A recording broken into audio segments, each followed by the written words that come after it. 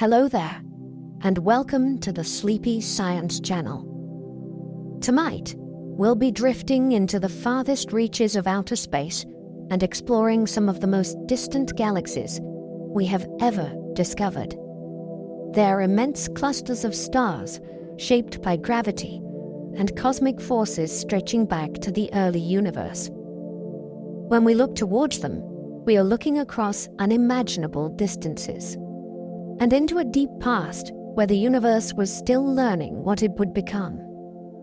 Distant galaxies carry stories of creation and transformation.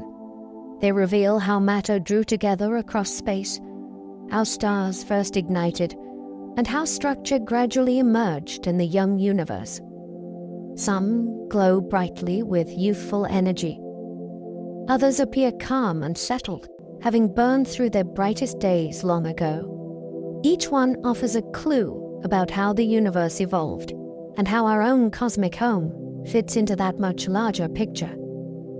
If you enjoy these gentle journeys, I invite you to like, subscribe, or share a thought below. It helps others find their way here too, one sleepy soul at a time. But for now, there is nothing you need to do but settle in. Let your shoulders soften. Let your breathing slow and allow your thoughts to loosen their grip. As your eyes begin to grow heavy, join me as we wander through the cosmos together. Let's begin. The farthest galaxies we see are also the universe's earliest chapters. When a telescope catches their light, it is catching a message that began traveling when the cosmos was young. That means distance and time are braided together. Nearby galaxies show the universe in its later, calmer years. Farther ones show it during its restless childhood, when everything was smaller, hotter, and still taking shape. Astronomers build a kind of timeline by comparing these different distances, then looking for patterns that change with age. You can watch stars being made. You can watch shapes settle from ragged to orderly. And you can watch the first heavy elements spread outward from dying stars. It is history, written in photons. The remarkable part is that the pages have not vanished. They are still arriving, night after night, right on schedule. Some distant galaxies shine from a time before our sun existed. Our sun is only about 4.5 billion years old. Many galaxies we observe are so distant that their light began its journey long before the sun and Earth formed. In that era, the Milky Way was still assembling, and the periodic table was missing many of the ingredients we now take for granted. Early generations of stars had to do the hard work first, forging heavier elements inside their cores, then flinging them into space through explosions. Those enriched atoms later became planets, oceans, and living cells. When you look at a galaxy from that earlier time, you are seeing a universe that has not yet learned how to make a world like ours. That is why distant galaxies feel so profound. They are a view of what had to happen before we could ever arrive. A single deep image can hold thousands of galaxies at once. A patch of sky that looks empty to your eyes can be packed with remote galaxies when a telescope stares long enough. Deep images work like patient listening. They collect faint photons one by one, then stack hours of exposure until whispers become visible. In famous deep field views, the frame is often smaller than the width of your little finger held at arm's length. Yet within that tiny slice, you can find spirals, ellipticals, and irregular shapes, all at different distances and stages of life. Some are close enough to show detail. Others are barely more than a blush of light. Together they reveal a startling truth. The universe is not sprinkled with galaxies. It is saturated with them. Once you know that, the night sky never feels empty again. Many distant galaxies look warped because gravity bends their light. On the largest scales, gravity can act like a natural lens.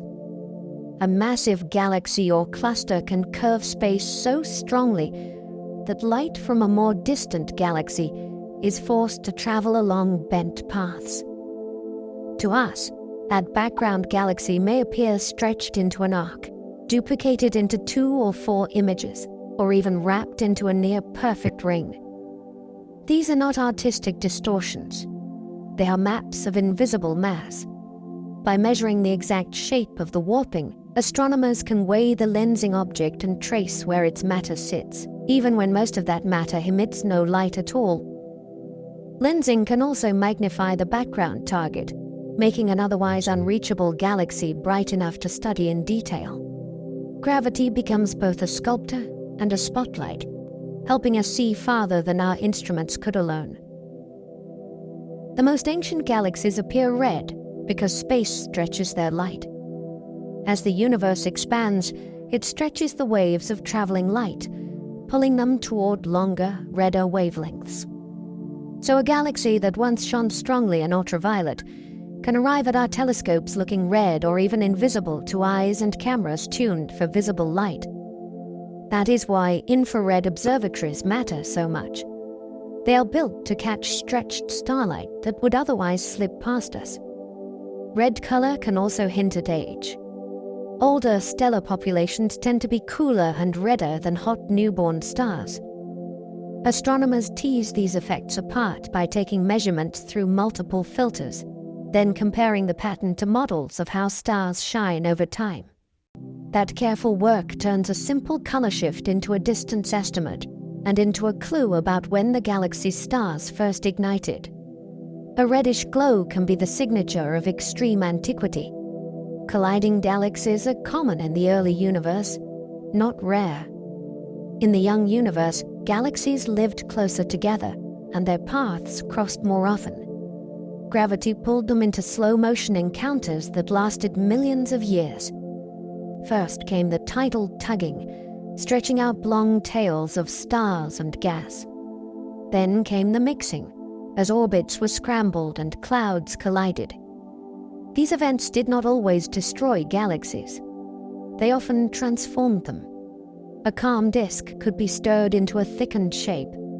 2 smaller systems could merge into one larger one.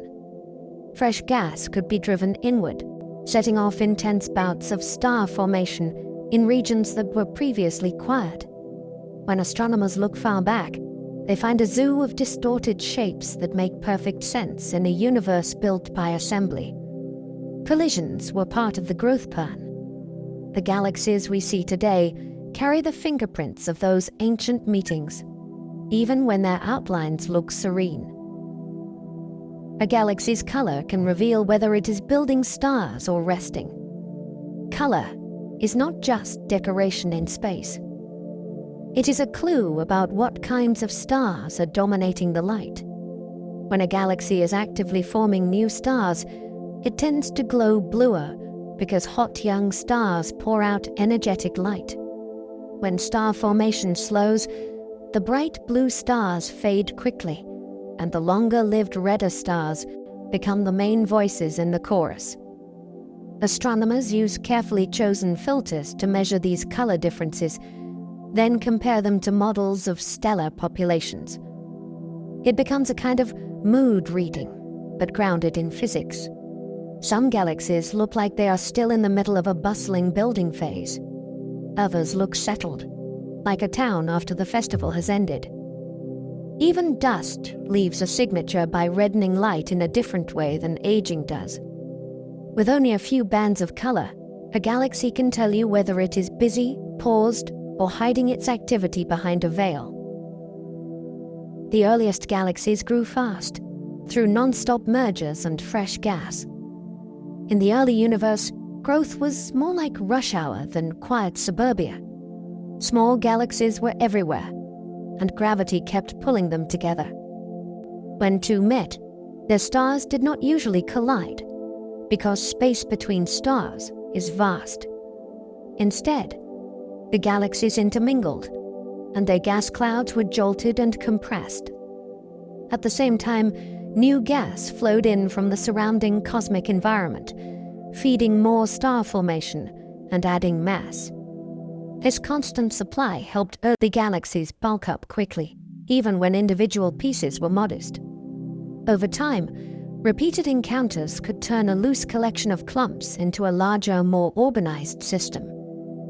Astronomers look for signs of this rapid assembly in the shapes of distant galaxies and in how their gas and stars are distributed. It is a story of construction under pressure, where the materials kept arriving and the blueprint kept changing.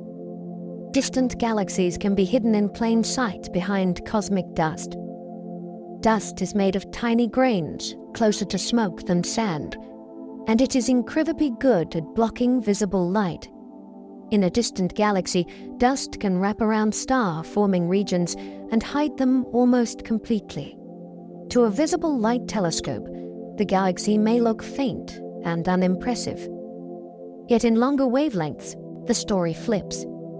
Dust absorbs energetic starlight, warms up, and then re-emits that energy as infrared and millimeter radiation. Instruments that can detect those wavelengths reveal galaxies that are forming stars at astonishing rates, even while they appear dim in ordinary images. This is one reason our view of the universe kept changing as new kinds of telescopes arrived. Dust did not merely decorate galaxies. It concealed some of the most active ones. By seeing through it, we uncover a more complete census of cosmic star building, and we learn how quickly galaxies can grow behind a curtain. Star formation once peaked across the cosmos, like a universal fireworks season. There was an era when the universe was especially busy making stars. Astronomers sometimes call it cosmic noon, because it was a high point in activity. Galaxies were rich with cold gas, and that gas could collapse into new stars more readily than it does today. Many galaxies were also interacting and merging, which helped compress gas and trigger bursts of star birth. Over time, that frenzy eased. Gas supplies were used up, heated or pushed out by energetic processes, and the average rate of star formation declined. The universe did not stop making stars. It simply became less intense, more measured, and more selective. Knowing when that peak happened helps astronomers understand why galaxies look the way they do now. It explains why many massive galaxies are filled with older stars, and why the night sky contains relic light from a brighter past. The same telescope can show both baby galaxies and mature giants. A single telescope can act like a storyteller with many chapters open at once. In one field of view, a nearby galaxy might show crisp spiral arms and stable star-forming neighborhoods. In the same image, a much more distant galaxy may appear smaller and rougher, because we are seeing it at a younger stage in cosmic time. The instrument has not changed. The light has. Different distances mean different ages, and the camera simply records what arrives. This lets astronomers compare young and old systems without switching to a new sample or a new method. The same calibration, the same optics, and the same observing strategy can be applied across the scene. It is like holding a family portrait that includes infants, adults, and elders, all captured in one frame. That mix makes patterns easier to trust and surprises harder to ignore. One observation becomes a cross-section of cosmic evolution. Some distant galaxies are seen as faint smudges, yet contain billions of stars. When you look at a deep sky image, some galaxies barely rise above the background. They can look like a soft fingerprint on black velvet. Yet that faintness is not smallness. It is distance, and the brutal honesty of physics. Light spreads as it travels, and a galaxy's glow is diluted across an enormous sphere of space. Add in dust, aging stars, and the limits of our detectors, and even a giant system can seem shy. Astronomers pull meaning from that shy light by measuring its shape, its color, and how its brightness changes across the image.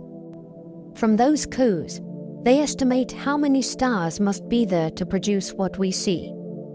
It is a strange kind of revelation. A tiny blur can represent a city of suns. The universe hides its grandest crowds inside its quietest specks. Some galaxies are so bright because black holes are feeding inside. In the heart of many galaxies sits a supermassive black hole. When gas falls toward it, the gas does not vanish quietly. It spirals into a hot, crowded disk, and friction heats that disk until it shines with staggering power. The light can outshine the combined starlight of the entire host galaxy, turning the core into a beacon visible across billions of light-years. This is how quasars announce themselves. They are not powered by nuclear fusion like stars. They are powered by gravity, converting infilling matter into energy with remarkable efficiency. In some cases, the brilliance can change over weeks or months, hinting that the glowing region is compact. That flicker is a clue about the scale of the engine. When you spot one of these bright cores, you are witnessing a galaxy with an active heart, feeding and blazing in the dark. Some galaxies are quenched, meaning star birth stopped long ago. The quenched galaxy is not dead. It still contains stars, and those stars keep shining for billions of years. What has changed is the arrival of new stars. The supply line has been cut, or the conditions needed for star formation have been disrupted. Sometimes the galaxy has used up much of its cold gas. Sometimes that gas has been heated, so it cannot collapse into new stellar nurseries. Sometimes energetic events in the core or the surrounding environment prevent fresh fuel from settling. The result is a galaxy dominated by older starlight, with fewer bright young stars to refresh its glow. Astronomers identify these systems by their colors, their spectra, and by the lack of telltale signs of hot newborn stars. Quenching matters because it marks a turning point in a galaxy's life. It is the moment when a galaxy stops adding new voices and begins to age with what it already has. Distant spiral shapes can appear surprisingly early, despite cosmic chaos. Spiral galaxies feel like a late, polished outcome, like something that should require time and stability. That is why it can be startling to find spiral patterns far away, when the universe was younger and more crowded. Spirals are not painted on. They are patterns that emerge from motion as stars and gas orbit in a disk and gravitational waves ripple through it. For a disk to form, a galaxy must settle its gas into a relatively flat rotating structure, rather than staying as a jumble. Seeing spirals early suggests that some galaxies found their balance faster than expected. It also raises questions about what helped them stay stable in a rough neighborhood filled with interactions. Astronomers study these early spirals to learn how disks survive, how quickly order can emerge, and how the familiar shape of our own galaxy could have started taking form long before the solar system existed. Many early galaxies look clumpy because their gas collapses in giant knots.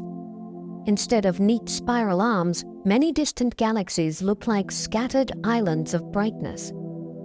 Those bright patches are often enormous star-forming regions, far larger than typical star-forming complexes in nearby galaxies. Early galaxies carried large reservoirs of gas, and that gas could become unstable, breaking into massive clumps under its own gravity. Inside each clump, stars can form in intense bursts, lighting it up like a beacon. Over time, these clumps can move, merge, and migrate inward, helping reshape the galaxy's structure. Astronomers track this clumpiness as a clue to how galaxies built their central regions and how they turned chaotic gas into organized systems. The clumps are not random noise. They are the visible marks of a young galaxy doing heavy lifting, converting raw material into starlight in oversized workshops. When you see a clumpy galaxy, you are catching growth in action, not a finished design.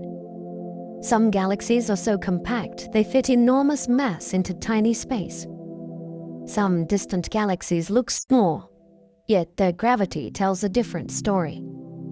They compact the mass of a large galaxy into a region only a fraction of the size you might expect. That means stars are crowded, orbits are fast, and the internal motions can be extreme.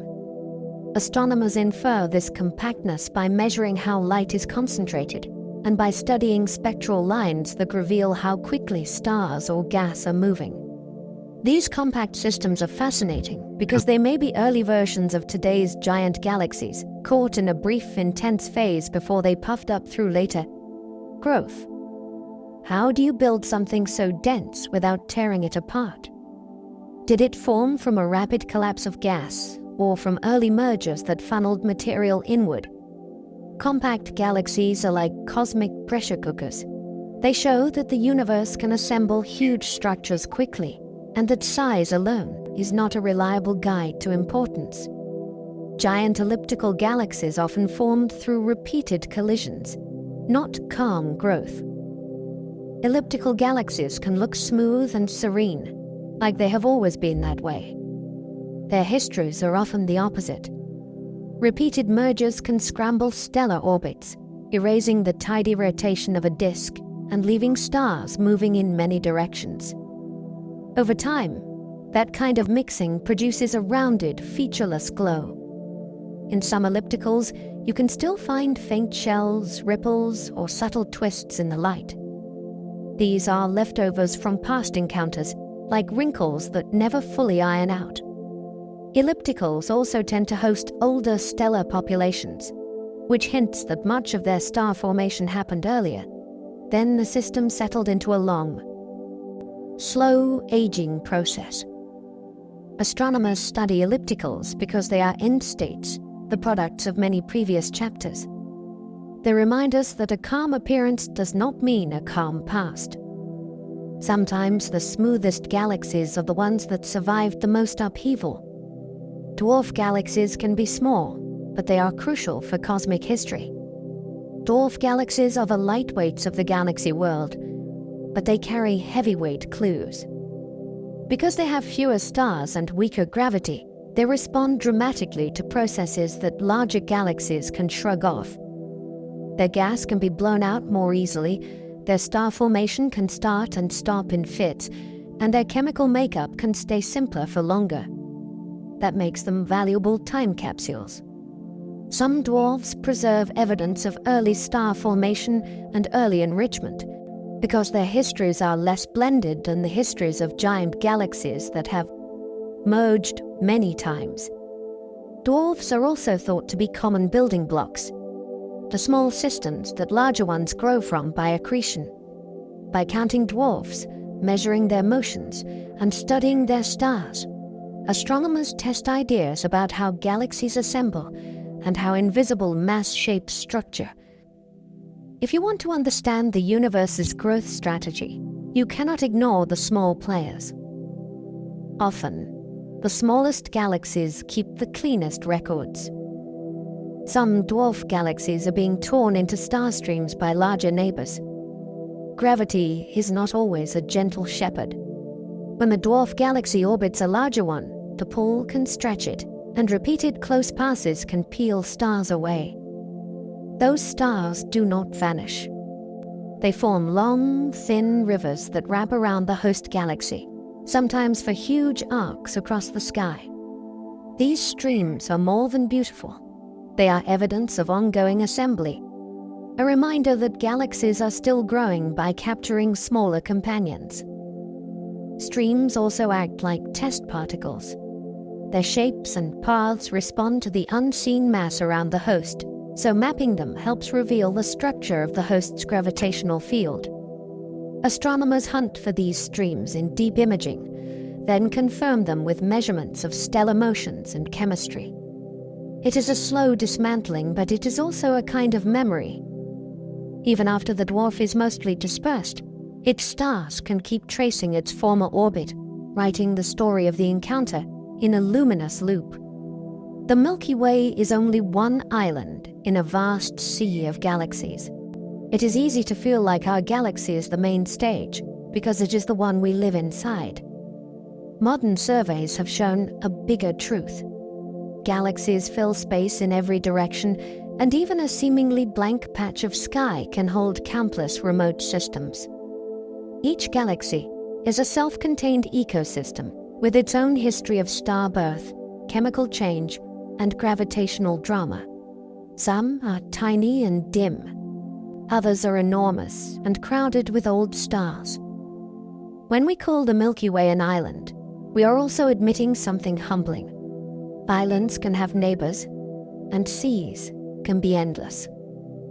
The night sky becomes a map of other places, not just other lights. When you picture that scale, you also picture time, because much of that light began traveling before humans existed. Looking outward is a way of meeting the larger universe. Galaxy groups are common, and loneliness is rarer than company. Many galaxies do not live in splendid isolation. They gather in groups, held together by shared gravity, and they influence one another for billions of years. In a group, galaxies can pass close enough to tug on each other, stirring up gas and bending outer stars into faint streams. Even when they do not collide, their mutual pull can reshape their orbits and change how fresh gas is delivered. Groups are also where galaxies begin to learn their place in the cosmic neighborhood. Some become dominant. Some become satellites. Some get gradually stripped of material during repeated encounters. This matters for us, because the Milky Way is part of a group too. Studying distant groups lets astronomers compare many different galactic families, then ask what conditions make galaxies thrive, fade, or transform. It is a reminder that galaxies have social lives, and their stories are often written in relationships. Galaxy clusters can contain thousands of members, bound by gravity. A cluster is a city on a cosmic scale. It can hold thousands of galaxies, along with vast reservoirs of hot gas and enormous amounts of unseen mass. The space between the galaxies is not empty.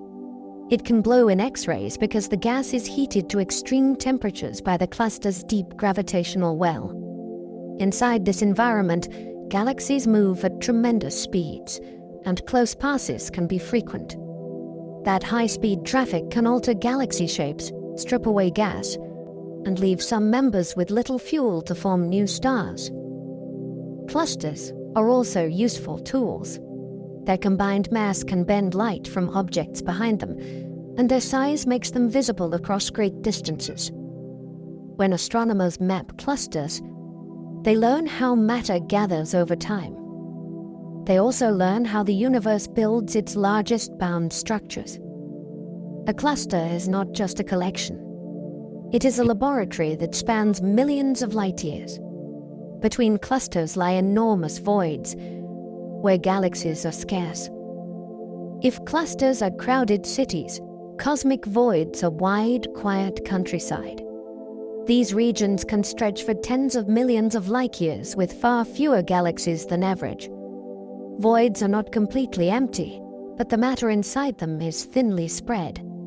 That scarcity is part of the story of how the universe evolved. Tiny differences in density after the Big Bang grew over time. Dense regions pulled in more matter and became clusters.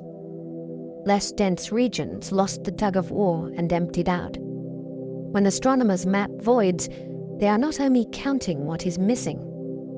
They are measuring how structure grew and how gravity and cosmic expansion shaped the distribution of matter. Voids can also help test cosmology, because their sizes and shapes depend on how the universe expands and how matter clumps.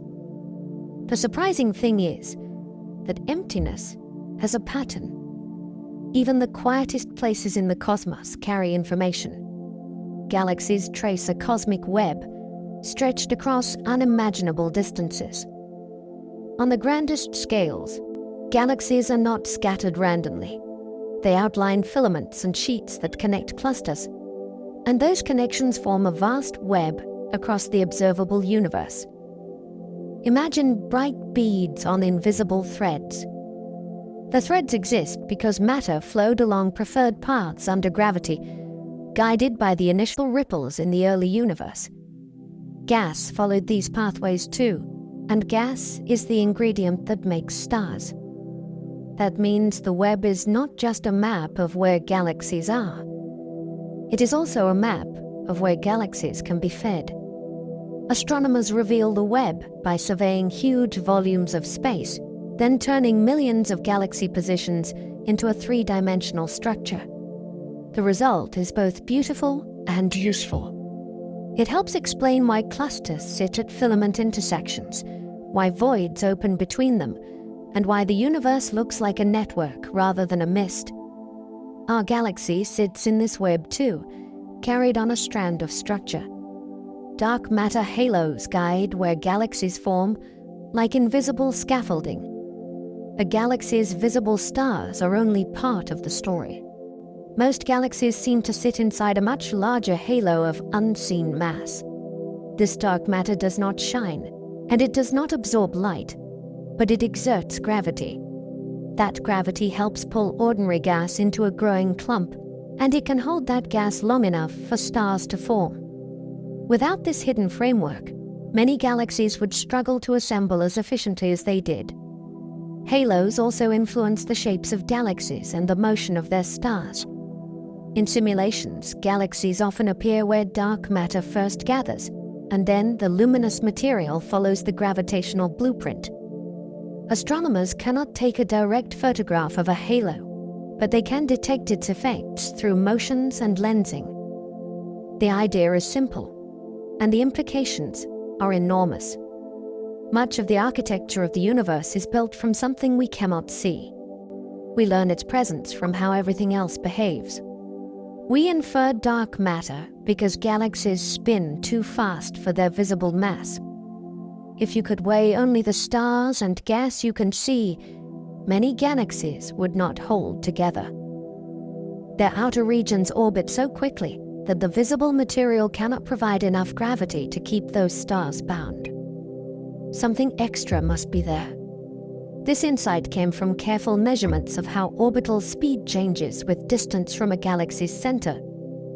The surprising result was not a neat decline in speed. It was a stubborn persistence. The outskirts kept moving fast. That behavior suggests a large, extended reservoir of mass surrounding the galaxy.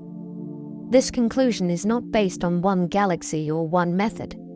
It appears across many systems and many observing techniques. Dark matter becomes the simplest explanation that fits the pattern. The consequence is wonderfully strange. The part of a galaxy we can see is like the lit windows of a city at night. The mass that shapes the city's gravity is mostly in the darkness around it. Galaxy rotation gave us one of astronomy's biggest clues that the universe contains more than meets the eye. Some distant galaxies reveal dark matter through lensing arcs and rings. When a massive object sits between us and a more distant galaxy, the foreground gravity can bend the background light into dramatic shapes. Long arcs can appear around clusters, and nearly perfect rings can form when the alignment is just right. These shapes are not random. Their curvature depends on how mass is distributed in the lens. That includes both the ordinary matter we can see and the much larger contribution from dark matter. By modeling the arcs and rings, astronomers can reconstruct a mass map, and they often find that the visible galaxies account for only a small fraction of what is required. Lensing is powerful because it does not care whether the mass is glowing. Gravity bends light the same way either way. In a sense, lensing lets distant galaxies act as backlights. They illuminate the invisible structure in front of them, and they turn geometry into a weighing scale.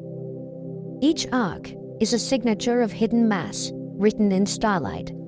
Lensing can magnify a distant galaxy, turning a whisper into a signal. Sometimes a faraway galaxy is too faint to study in detail. Its light is real, but it arrives in too small a trickle. Gravitational lensing can change that, When a lensing mass focuses the light, the background galaxy can be boosted in brightness and stretched across the detector. That stretching can reveal structure that would otherwise be blurred into a dot. It can even make spectroscopy possible, so astronomers can measure chemical fingerprints and gas motions in a galaxy that would be unreachable without help. This is not a trick of image processing. It is nature providing a larger aperture through curved space. The price is complexity, because the image is distorted and must be modeled carefully. The reward is access. Lensing has opened windows onto the early universe by letting us study galaxies that are intrinsically small, very young, or heavily obscured. It is one of the rare cases where the universe itself lends us an instrument, and we learn to use it. Sometimes lensing creates multiple images of the same faraway galaxy. A strong lens can split one background galaxy into 2, 4, or even more separate images, arranged around the foreground mass. Each image takes a different path through curved space, and those paths can have different lengths. That means the light can arrive at different times. If the background source changes in brightness, you may see the change appear in one image first, and then later, in another. This can turn the sky into a natural timing experiment. Astronomers use these delays to test their lens models and to infer properties of cosmic expansion. On rare occasions, a transient event can be seen multiple times, with the later appearances predicted in advance because the paths are known. That is one of the most mind-bending payoffs of lensing. You are not only seeing the same object more than once, you are seeing it at different arrival times, as if the universe is giving you several versions of the same message delivered on different routes. A quasar can outshine its entire host galaxy for a time. That sounds impossible until you remember what is doing the shining. The brilliant source is not a swarm of stars. It is matter falling inward, heating up as gravity squeezes it tighter and tighter. In that crowded region, gas can reach temperatures that make it radiate fiercely across the spectrum. The glow can be so intense that the surrounding galaxy becomes hard to see, like a city skyline lost behind a stadium floodlight. Quasars were once mysterious, star-like points that did not behave like stars at all. Their great distances turned them into cosmic lighthouses, visible when most normal galaxies at the same era would be too faint. They also teach a sobering lesson about scale. A region no larger than our solar system can dominate the light of a galaxy that spans hundreds of thousands of light-years. Quasars let us study the early universe because they are visible so far. When a quasar's light crosses the cosmos, it does not travel through emptiness. It passes through thin gas between galaxies, and that gas leaves tiny bite marks in the quasar's spectrum. Those bite marks become a record of what the universe was like along that line of sight, including how much neutral hydrogen remained and how enriched the gas was by earlier generations of stars.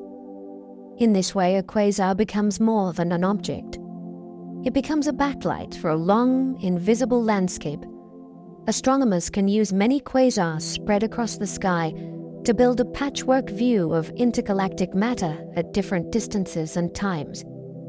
That helps reveal when the universe became transparent to ultraviolet light and how early structures grew. It is a clever trick.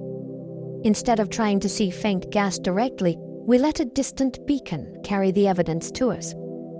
Some galaxies host active cores that flicker as their black holes feed. An active galactic nucleus can change its brightness on human timescales, and that is a gift to astronomy. Rapid changes imply a compact source, because a large region cannot brighten all at once. Astronomers watch these fluctuations across different wavelengths, then measure how long it takes one band of light to echo another.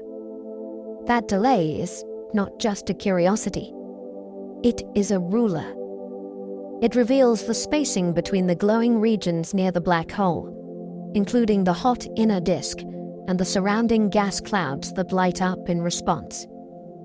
This method is called reverberation mapping, and it can estimate the black hole's mass without resolving the region as an image. The story is dynamic rather than static. Feeding is not a steady sip. It is lumpy, variable, and sometimes dramatic. When the core flickers, it is the universe showing you the engine is alive and adjusting in real time. Jets from black holes can stretch farther than the galaxy itself. Some active galaxies launch narrow beams of particles that race outward at near light speed. These jets can punch through the host galaxy and keep going, carving their way into intergalactic space for distances that dwarf the galaxy's own diameter. Along the way, the jets glow by synchrotron radiation, which is produced when fast-charged particles spiral around magnetic fields. At the far ends, the jets can inflate huge radio lobes, like cosmic balloons, and the impact points can form bright hotspots where the flow slams into surrounding gas. Even if the galaxy's stars look calm, the jets reveal a violent, focused process at the center. They also make black holes visible in a different way. A black hole itself is dark. A jet is a signature written across space, showing where energy is being transported far beyond the region where it was released. In the best cases, you can trace the whole path from core to lobe, like a glowing map. Those jets can heat gas and slow star formation across a whole galaxy. A galaxy may have plenty of gas, and still fail to make many new stars because the gas is kept too warm and too stirred up to collapse. Jets are one way that can happen. When a jet plows into surrounding material, it can drive shocks, inflate bubbles, and create turbulence that spreads energy through the galaxy's atmosphere. In galaxy clusters, these bubbles can appear as cavities in hot X-ray gas, clear signs that something powerful has pushed the material aside. This heating can prevent the gas from cooling back down into the dense clouds needed for star birth. It is a form of cosmic regulation, and it helps explain why some massive galaxies are full of old stars, rather than continuing to grow brighter with new ones. The effect can be subtle in photographs of starlight, but it becomes clear when you look at the gas. The galaxy's future can be decided by an invisible thermostat controlled near its center. Some galaxies hide their black holes behind thick veils of dust. Not every active black hole announces itself with a bright, unobstructed glare. In many galaxies, dense dust and gas block the central region from view in visible light. From the outside, the galaxy can look ordinary, even calm, while intense activity is happening at its core. Astronomers reveal these hidden engines by using wavelengths that dust cannot easily stop, and by looking for telltale signs of heated material and energetic particles. X-rays can pierce through many layers that would black out optical telescopes. Infrared observations can catch dust that has been warmed by the buried source, re-emitting energy that was absorbed. This is more than a technical detail. It changes the census of active galaxies in the universe. If you only look with your eyes, you miss a large fraction of the story. Hidden black holes matter because they show that growth can happen behind a curtain, and that the universe does not always put its most dramatic processes on display. Infrared telescopes reveal dust warmed by stars, like cosmic ember glow. Dust grains are tiny, but they are powerful storytellers. When young stars blaze inside dusty regions, much of their visible and ultraviolet light gets absorbed. The dust heats up, then releases that energy as infrared radiation. Infrared telescopes can therefore uncover star formation that would otherwise be underestimated or missed entirely. This is especially important in distant galaxies, where intense star formation often happens in dusty environments. By measuring infrared brightness at different wavelengths, astronomers can estimate how much dust is present and how warm it is, which hints at how intense the hidden star formation may be. Infrared data also helps separate two kinds of power sources: widespread star formation and a compact active nucleus, because they leave different spectral signatures. In a sense, infrared astronomy listens for warmth rather than light. It lets you find galaxies that are building stars behind thick curtains, and it gives you a fuller, more honest picture of how busy the universe has been. Radio telescopes can map cold gas, the raw fuel for new stars. Stars form from cold gas, and radio observations are one of the best ways to find it. Neutral hydrogen can emit a characteristic radio line, and molecular gas can be traced through molecules like carbon monoxide, which shines in millimeter wavelengths. These signals reveal not just how much fuel a galaxy has, but where it sits and how it moves. You can see gas rotating in a disk. You can see streams flowing inward. You can see disturbed patterns that hint at recent interactions. This matters for distant galaxies, because starlight alone can hide the supply chain. A galaxy might look faint in the optical, yet contain a huge reservoir of cold gas waiting to form stars. Radio and millimeter maps turn that invisible reservoir into a picture, and they let astronomers connect cause to effect. Star formation is not magic. It is logistics. Cold gas is the inventory, and radio telescopes are how we take stock across the universe. Ultraviolet light highlights hot young stars, but dust can erase the view. If you want to find where new stars are forming, ultraviolet light is a direct clue. Massive young stars burn hot and shine strongly in ultraviolet wavelengths, and they do so for only a short time before they explode or fade. That makes ultraviolet a kind of freshness indicator. When you see ultraviolet glow, you are seeing recent star formation, not ancient history. Yet ultraviolet is also fragile information. Dust absorbs it efficiently, which means a galaxy can be forming many stars and still look ultraviolet faint. Astronomers deal with this by combining ultraviolet with infrared.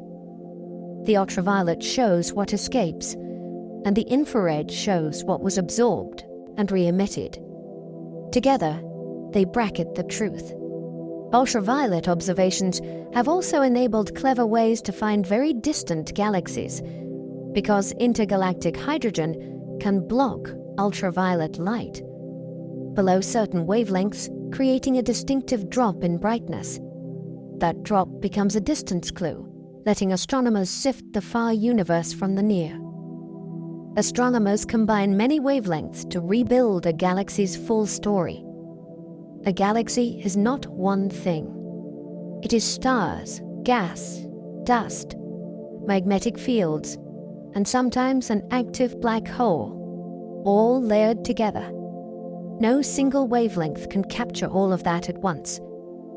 Visible light shows starlight and structure. Infrared reveals hidden star formation and warm dust. Radio and millimeter trace cold gas and energetic particles. X-rays highlight hot gas and extreme environments. When astronomers stitch these views together, they can build a coherent narrative, including where the fuel is, where stars are forming, how energy is moving, and whether a central engine is dominating the galaxy's life. This is why the same galaxy can look peaceful in one band and wild in another. Multi-wavelength work also prevents easy mistakes. A bright galaxy might be powered by star formation, or it might be powered by a compact nucleus, and the difference matters for cosmic history. In the end, a galaxy's story is a layered song, and each wavelength carries a different part of the melody. Redshift is a cosmic speedometer, showing how fast galaxies recede. Light carries a subtle clue about motion. When a distant galaxy is moving away as space expands, its light arrives stretched toward redder wavelengths. Astronomers measure that shift by spreading the light into a spectrum and finding familiar fingerprints from atoms like hydrogen. Those fingerprints lands slightly displaced, and the size of that displacement tells how strongly expansion has pulled the light during its journey. It is like hearing a siren drop in pitch as it passes, except the effect is written into color itself. With redshift, a galaxy becomes more than a faint patch. It becomes a data point in a grand pattern of expansion. Measure many galaxies, and you can watch the universe swell over time. It is one of the rare cases where distance, motion, and history are encoded in a single, measurable change of light. Greater redshift usually means greater distance, and earlier cosmic time. Because light takes time to travel, a very distant galaxy is also a very old view. Redshift helps sort these views into a sequence.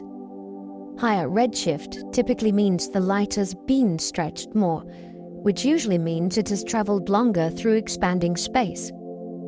That lets astronomers arrange galaxies by era, then compare what they looked like at different stages of the universe. You can place youthful, irregular systems alongside later, more settled ones, and ask, what changed? You can test when star formation was most active, and when galaxies began to look more familiar. There are caveats, because local motions add small wrinkles. Even so, the overall trend is a powerful guide. It turns the sky into a layered archive, where looking farther does not only mean looking deeper into space. It means looking deeper into time, toward the early building years of galaxies and the universe itself. The expansion of space can carry galaxies away faster than light without breaking physics. This sounds like a rule being broken, yet it is a different kind of motion. Special relativity limits how fast objects move through space. Cosmic expansion is space itself stretching, and that stretching can increase the distance between faraway galaxies at an effective rate greater than the speed of light. No galaxy is outracing a light beam in its local neighborhood. Instead, the fabric between neighborhoods is growing. This is why there are regions we cannot ever reach, even with an ideal rocket. It is also why some galaxies are visible only because their light began traveling when they were closer in a smaller universe. Over time, expansion can turn reachable into unreachable, and visible into forever beyond. The idea is both unsettling and beautiful. It says the universe has a dynamic horizon, and its limits are shaped by growth, not walls. We never see a galaxy now, only how it looked when its light left. Every telescope is a time machine with a simple engine. Photons take time to cross space, so the image you receive is a delayed message. For a nearby galaxy, the delay is still immense on a human scale. For a very distant one, the delay reaches into the deep past. That means the universe presents itself as a mixture of eras at once. In one sky survey, you can catch a relatively mature galaxy nearby, and a far younger one in the same frame. This is not a trick of interpretation. It is the literal consequence of finite light speed. Astronomers embrace it by building timelines from distance. They compare populations across redshift, they look for trends, and they search for turning points where galaxy growth changed pace. It is a humbling perspective. The present is not on display. What we see is a vast collection of past moments, arriving together in a single night. Some galaxies may no longer exist, even though their light still arrives. A photon does not update itself with current events. Once it leaves a galaxy, it carries the story of that moment, and nothing afterward. Over billions of years, that galaxy could collide, transform, or be disrupted, and the traveling light would not know. So it is possible to observe a galaxy as it once was, even if its later fate has already unfolded. This creates a strange kind of cosmic lag. A sky can contain scenes that are, in a real sense, historical records of objects that have changed beyond recognition since the light departed. Astronomers think in these terms when they reconstruct evolution. They do not assume a distant galaxy is still in the same state today. They treat it as an ancient snapshot, then place it into a larger sequence of snapshots from many distances. It is like receiving postcards that were mailed across ages, each one stamped with the time it began its journey. Starlight can travel billions of years, yet cross your telescope in moments. The journey is almost unimaginable. A single photon may leave a distant galaxy and spend most of the universe's history in flight, passing through expanding space and slipping between galaxies. Then it reaches Earth and meets your telescope, and that final encounter is over instantly. Billions of years of travel are gathered into a single click of a detector. This contrast is part of what makes astronomy feel magical while staying strictly physical. A deep observation is really a patient act of collecting these rare arrivals. One photon is a whisper. Many photons become a spectrum, a shape, a story. Each one is also evidence that space, though vast, is not completely opaque. The universe has stayed transparent enough for messages to cross cosmic distances. When you look at a faint, distant galaxy, you are participating in an exchange that began long before humans existed and ends in a small, quiet moment, the eyepiece. A galaxy's spectrum can reveal its elements, like a barcode of atoms. When you split starlight into its rainbow, you find dark gaps and bright features at specific wavelengths. These are produced because atoms and molecules absorb or emit light in precise ways. Hydrogen has its signatures. Oxygen has its own. So do carbon, nitrogen, and many others. By measuring the pattern, astronomers can infer what a galaxy is made of, even when it is far too distant to resolve individual stars. The spectrum also carries more than composition. It can show temperature, density, and motion, because lines broaden and shift as gas moves and conditions change. This makes spectroscopy one of the most powerful tools in studying distant galaxies. It turns faint light into a chemical report, and it turns a dim smudge into a place with physical properties you can describe. The wonder is practical. You can learn what exists in a galaxy by analyzing the light that reaches you, without ever going there. Early galaxies had fewer heavy elements, because stars had less time to forge them. In the early universe, most matter was hydrogen and helium, with only trace amounts of heavier elements. The richer ingredients needed for rocky planets and complex chemistry are built inside stars and then dispersed. That process takes time. A star must live, fuse lighter atoms into heavier ones, and then return material to space through winds or explosions. Early galaxies had not hosted as many stellar generations, so their gas was less enriched. Astronomers can see this in spectra, where certain metal lines are weaker, and in the ways gas cools and forms stars. Metal-poor gas behaves differently. It can change how easily clouds fragment, which can influence the kinds of stars that form. This is why early galaxies are not just younger versions of modern ones. Their materials were different. They were operating with a simpler chemical toolkit, and that difference shaped how quickly they could build structure, dust, and future star systems. The first generations of stars changed galaxies by enriching their gas. The earliest stars were pioneers in a chemically simple universe. As they aged, they manufactured heavier elements in their cores, and they seeded their surroundings when they shed layers or exploded. That enrichment transformed what galaxies could do next. Heavier elements help gas cool more efficiently, and cooler gas can collapse into denser clouds. Those clouds can then form new stars more readily, and they can form dust grains that further reshape a galaxy's light and chemistry. Enrichment also created the raw materials for future planets and for the molecules that can make complex structures. Astronomers look for this transition by studying distant galaxies across time, searching for when metal content begins to rise and how rapidly it spreads. The change is not only about composition, it is about capability. With each stellar generation, a galaxy becomes more chemically diverse and more structurally complex. The first stars were not merely bright. They were architects, rewriting their galaxies from the inside out. Supernova can blow gas outward, regulating how quickly a small galaxy grows.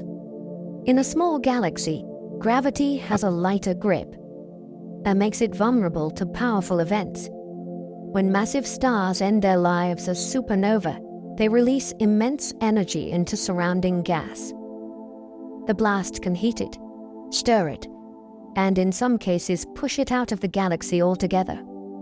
If enough gas is expelled, star formation slows because the fuel supply is reduced. If the gas is only heated, it may take time to cool and settle back into dense clouds. Either way, growth becomes stop and start rather than smooth. This feedback helps explain why some dwarf galaxies form stars in bursts separated by quiet periods. It also influences chemical evolution, because gas flowing out can carry newly made elements away before they mix thoroughly. Supernova feedback is a kind of galactic self-control. It prevents small galaxies from turning all their gas into stars too quickly, and it helps set the pace of their long, uneven lives. Some galaxies undergo starbursts, forming stars at furious rates. For a short stretch of cosmic time, a galaxy can behave like it has pressed an accelerator. Gas that might have formed stars slowly is driven into dense pockets, and those pockets light up with new star clusters. In nearby examples, starburst regions can be crowded with massive, short-lived stars whose intense radiation reshapes their surroundings. In distant galaxies, the effect can be so strong that the system glows brilliantly in infrared, because dust absorbs starlight and re-radiates it as heat. Starbursts do not last long on a galactic clock. They burn through fuel, and they stir the gas with winds and explosions. That is what makes them so valuable. Catching one is like catching a thunderstorm. You learn what galaxies can do at their most extreme, and you learn what stops them from doing it forever.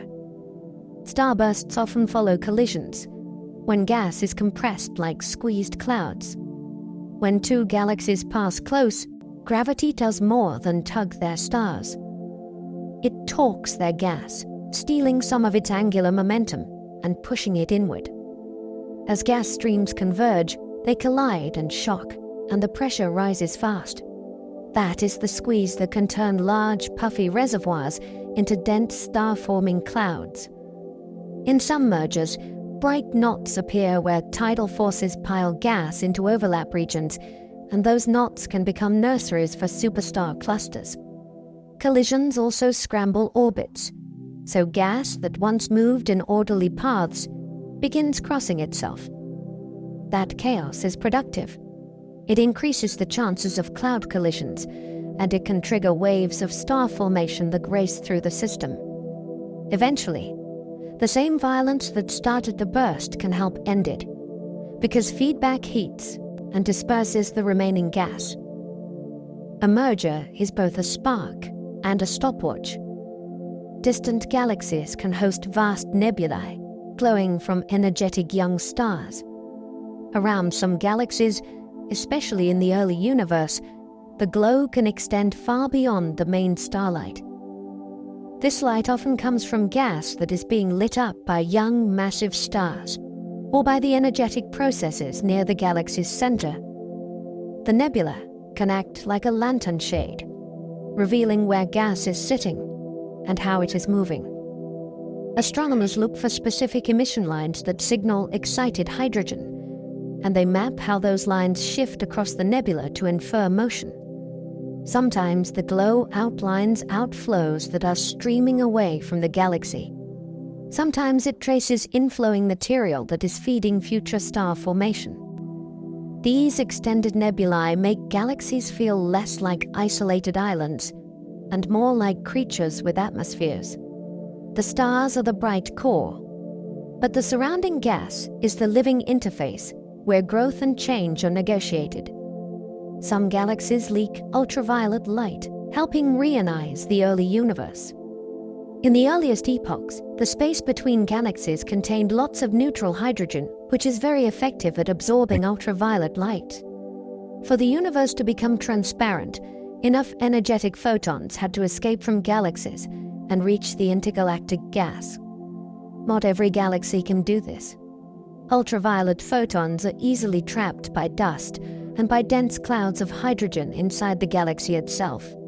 Escape becomes easier when stellar winds and supernova carve channels through the gas, or when star formation happens near the edges of the galaxy where there is less material in the way.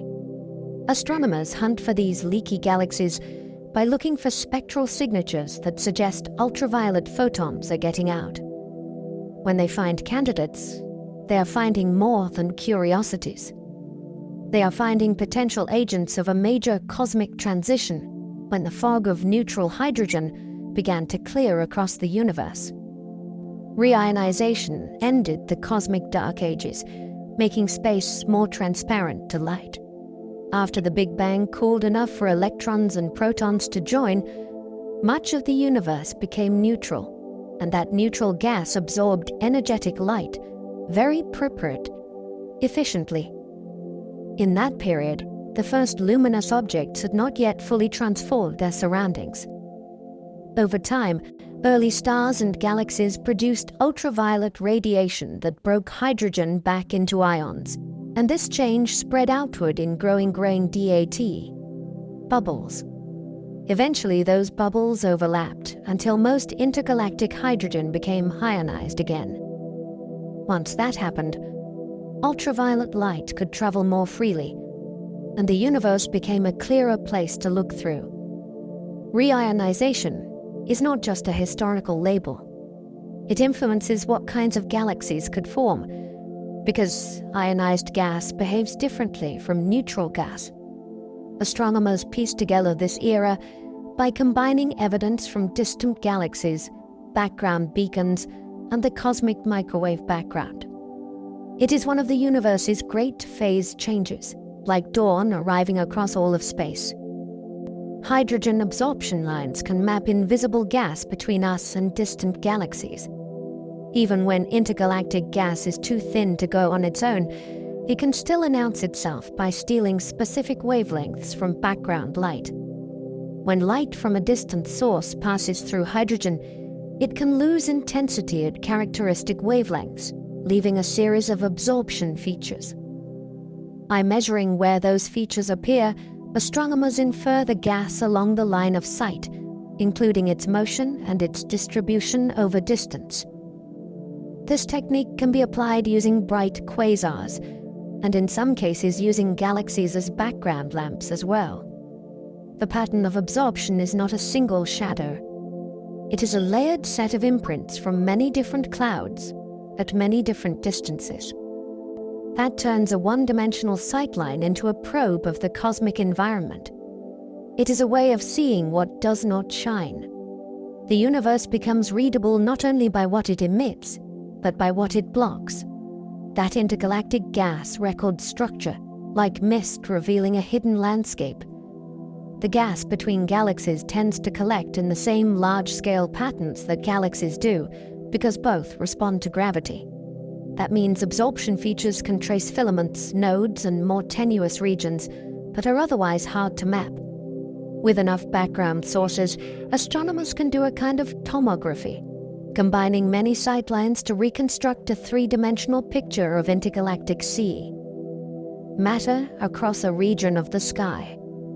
This approach is still developing, and it is one of the most exciting ways to connect galaxies to their feeding grounds. The gas is not just scenery. It is the reservoir that can supply future star formation, and it is the medium that carries metals outward from galaxies through winds. When you treat intergalactic gas as a record, you can ask new questions. Where does a galaxy's next fuel come from? Where do its outflows go? The answers live in the faint, structured mist between the bright islands. Galaxy metallicity often rises over time, as generations of stars live and die. Metallicity is the astronomer's word for elements heavier than helium, and it changes as a galaxy ages. Each cycle of star formation takes in gas, builds heavier atoms through fusion, then returns some of that enriched material to the galaxy through winds and stellar barrage. Deaths. Over long timescales, this tends to raise the abundance of elements like oxygen and carbon in the gas that will form the next stars.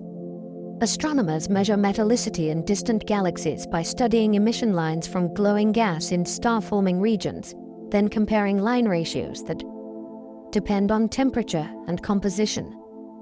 When they do this across cosmic time, a broad trend emerges. Younger eras tend to show lower metallicities, and later eras tend to show higher ones. The details matter, because the rise is not uniform. It depends on how efficiently a galaxy turns gas into stars, how much gas flows in, and how much enriched gas flows out. Metallicity becomes a diary of a galaxy's past choices. Small galaxies can lose metals easily because their gravity is gentle. In a low-mass galaxy, escape is easier.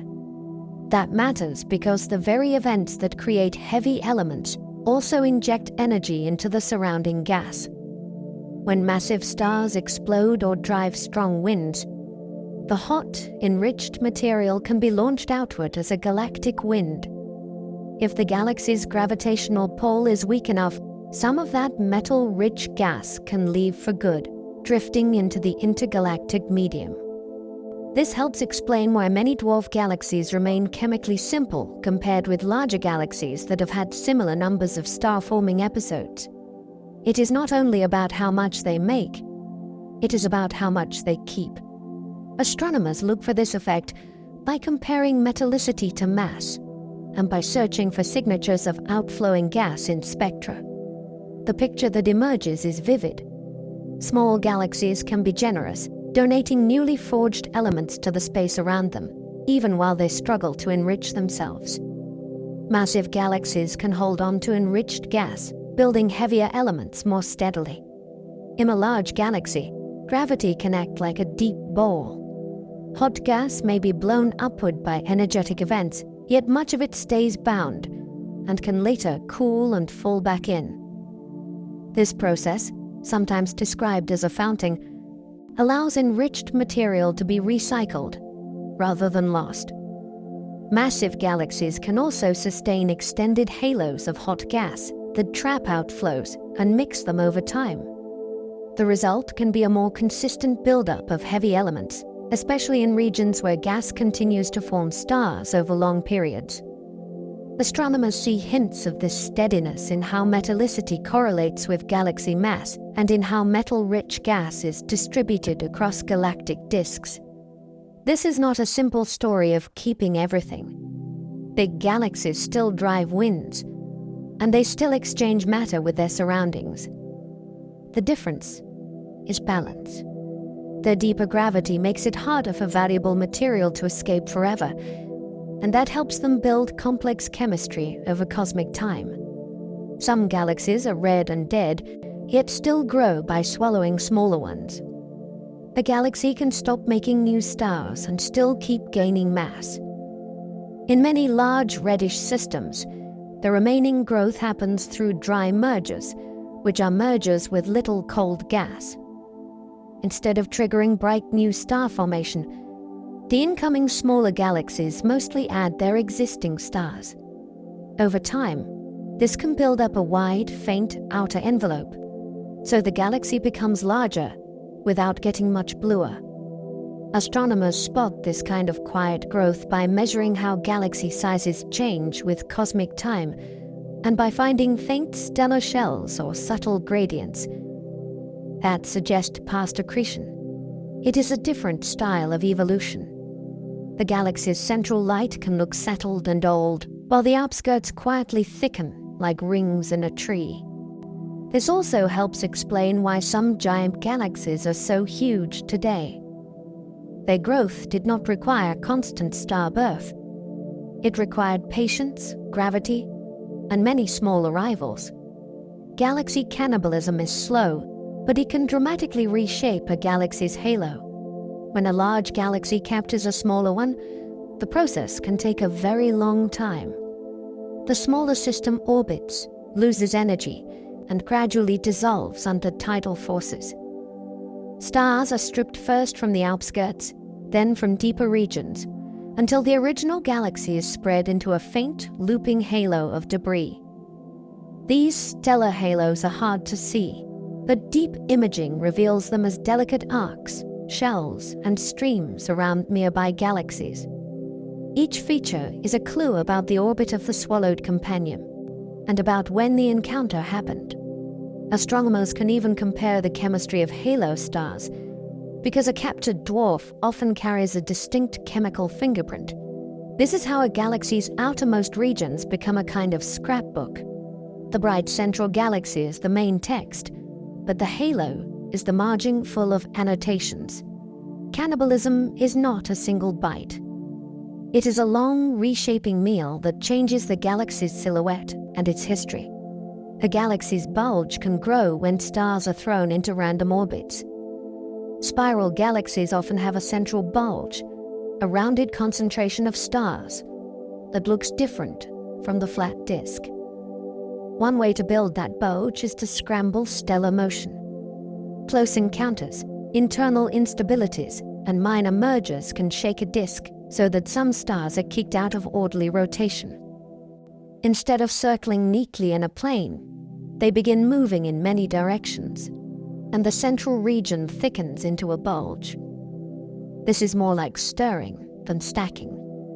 It does not require new stars to appear. It requires existing stars to be rearranged by gravity. Astronomers study bulges by measuring how stars move and by examining how bulge properties relate to the rest of the galaxy. Some bulges look old and classical, as if built by violent early events. Others look more gradual, as if built by slow internal evolution. Either way, the bulge is a record of how stable the disk has been and how often it has been shaken. Bars in spiral galaxies can funnel gas inward, feeding central star formation. A bar is a long, bright structure of stars cutting through the center of a spiral galaxy. It is not just a visual flourish. It can act like a conveyor belt.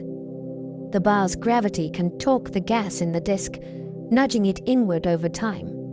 As gas drifts toward the center, it can pile up into dense rings or central reservoirs, and those reservoirs can ignite new star formation close to the core. This changes a galaxy's layout from the inside. The outer disk may form stars slowly, while the inner region flares with activity. Bars can also evolve, strengthen, weaken, and even dissolve, depending on how mass is distributed and how the galaxy interacts with its surroundings. Astronomers spot the effects of bars by mapping gas flows and by comparing star formation patterns in barred and unbarred spirals. A bar is a quiet architect. It rearranges a galaxy's fuel without needing a collision from outside, and it can rewrite the central story over billions of years. Galactic rings can form after impacts, like ripples in a cosmic pond. Sometimes a smaller galaxy plunges through the disk of a larger one, and the result can be a ring. The collision sends a wave outward through the disk's gas and stars, compressing material as it travels. Where the wave compresses gas, star formation can light up in a circular pattern, creating a striking ring that expands over time. These rings are not permanent ornaments. They are moving consequences of an encounter. Astronomers can estimate the ring's age by its size and by the ages of the stars within it, and they can use simulations to reconstruct the likely path of the REB. Intruder. The ring often reveals a past event that the galaxy's current appearance might otherwise hide. It is a beautiful example of cause and effect at galactic scale. One moment of impact can launch a long, graceful response. The galaxy keeps evolving, but the ring preserves the memory in a shape you can see. Polar ring galaxies show stars orbiting at odd angles, hinting at past mergers. In a polar ring galaxy, a ring of stars and gas orbits, almost perpendicular to the main disk. It looks like one galaxy wearing another galaxy's belt. This strange geometry is strong evidence of a complicated past. A polar ring may form when a galaxy captures gas from a passing neighbor, or when a smaller galaxy is torn apart and its material settles into an orbit that is tilted relative to the original disk. Because the ring is at such an unusual angle, it becomes a sensitive probe of the galaxy's gravitational shape. If the unseen mass distribution is slightly lopsided, the ring's orbit will respond. That makes these galaxies valuable laboratories for studying how mass is arranged beyond the visible stars. Astronomers observe polar rings in multiple wavelengths to track both young star formation in the ring and older stars in the host. The result is a single system that carries two orbital stories at once. It is a living diagram of how galaxies acquire material from outside themselves. Some galaxies have almost no spiral arms, just smooth light and old stars. Not every disk galaxy is rich with grand curling arms. Some appear smooth and featureless, with starlight that looks evenly spread and dominated by older stars. These galaxies can teach a quiet lesson about structure. Spiral arms are patterns that depend on how mass, rotation, and gas are arranged. If a galaxy has little cold gas, or if its disk is dynamically heated so stars have more random motion, spiral structure can fade. Environment can matter too. A galaxy that has been stripped of gas in a crowded region may lose the ingredient that makes bright, arm-tracing star formation stand out. Astronomers study these smooth disks by mapping their rotation and by measuring how the ages of their stars vary from center to edge. They can look like galaxies in retirement, still rotating, still shining, but no longer drawing dramatic patterns across their disks. The absence of arms is not emptiness. It is information about stability, fuel, and past interactions. Irregular galaxies can look messy, yet their chaos tells a precise history. An irregular galaxy can feel like a spill of starlight, with no obvious symmetry and no neat spiral design. That messiness is often the point. Irregular shapes can come from tidal stresses, recent bursts of star formation, or a history of uneven gas inflow. In small galaxies, even modest events can leave strong marks, because their gravity is weaker and their structure is easier to disturb. Astronomers decode irregulars by measuring where young stars are clustered, where gas is concentrated, and how different regions move relative to each other. Sometimes the galaxy's brightest regions are not at the center. Sometimes the gas disk is offset or twisted. These are clues that something happened, even if it happened long ago.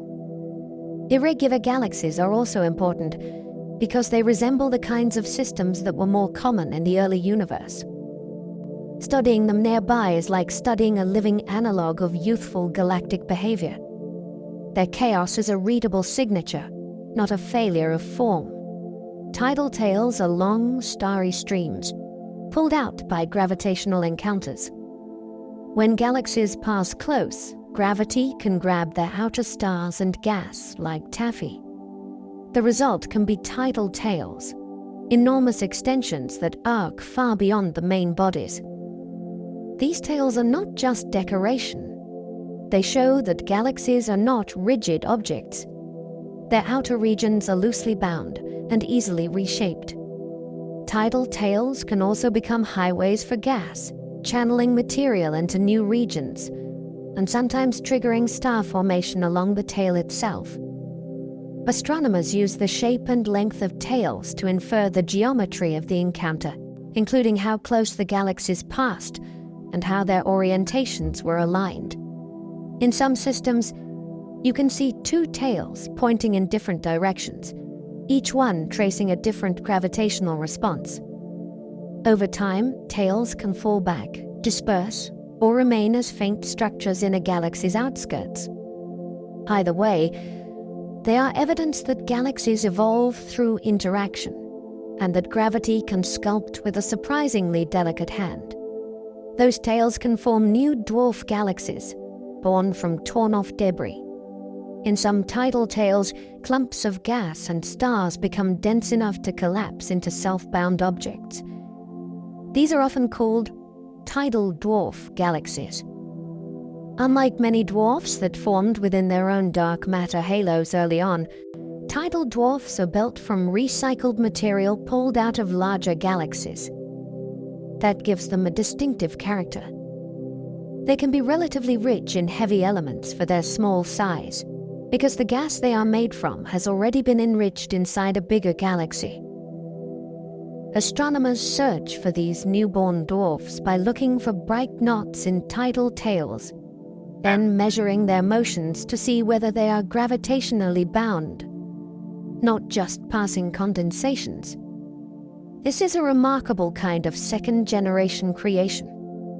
A collision can tear galaxies apart and also create new structures in the same act, like sparks thrown from a grinding wheel. It reminds us that galactic evolution is not only about destruction.